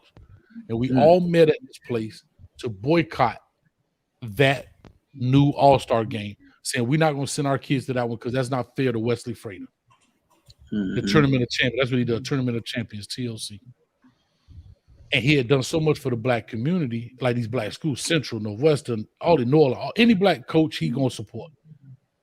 Word got back to Cheryl Golden. She sent an email and say, if you don't represent your school in this All-Star game, you will be fired. Something to that effect. And guess what? Right. And everybody buckled. And they start sending their kid. That's the kind of stuff I'm saying. Everybody buckled. Well, she sent it to the principal. And then the principal was like, I don't want them to do with that. Send some kids over there. So instead of people sending the second tier, third tier kids to their thing, they start sending their first tier kids. Because the principal was like, you better send your best player. Daryl Streeter, Rich, and KB better be at that All-Star game instead of Wesley Frater. Because that's what I'm saying. And that's what happened. So then he started moving it in December. I don't know if he still does it. I don't even know if he still does it. Nah, the crib and your boy them do it now. We all sat down and had a bright idea like 2 years ago that we was going to Go make create the update. Yeah, with our platforms and create the All-Star game. I had too much going on. I had make a play going on, so I bowed out of it. And the crib and Fennec, and it was Kenny Phillips at the time, but now it was just the crib and Fennec. They do it. Listen, man, let's get up out of here, man. I'm dying, man. Yeah, all right, fellas. Good talking to everybody. Appreciate y'all, man. That was fun. All right, Hayes, I'll let you tomorrow, man. Hey, street, yeah, let's chop it. I gotta talk to you about some stuff anyway. All right, hit me. Hit me tomorrow. Appreciate y'all, man. 786-405-9499. If y'all want to get down with ILD Squad. Investor.12 is the promo code. You get in for $12. I think it's maybe 20 people left can get in. Investor.12 is the promo code. You put it in. It says coupon code right under where you put your credit card in. You get in for $12. Investor. All caps 12. You get in ILD Squad for $12, man. Listen, Layla, Sydney, Daddy loves you. Don't put off tomorrow. Something you could do today. The rest of your life could be seconds away. I'm D. And I'm out of this.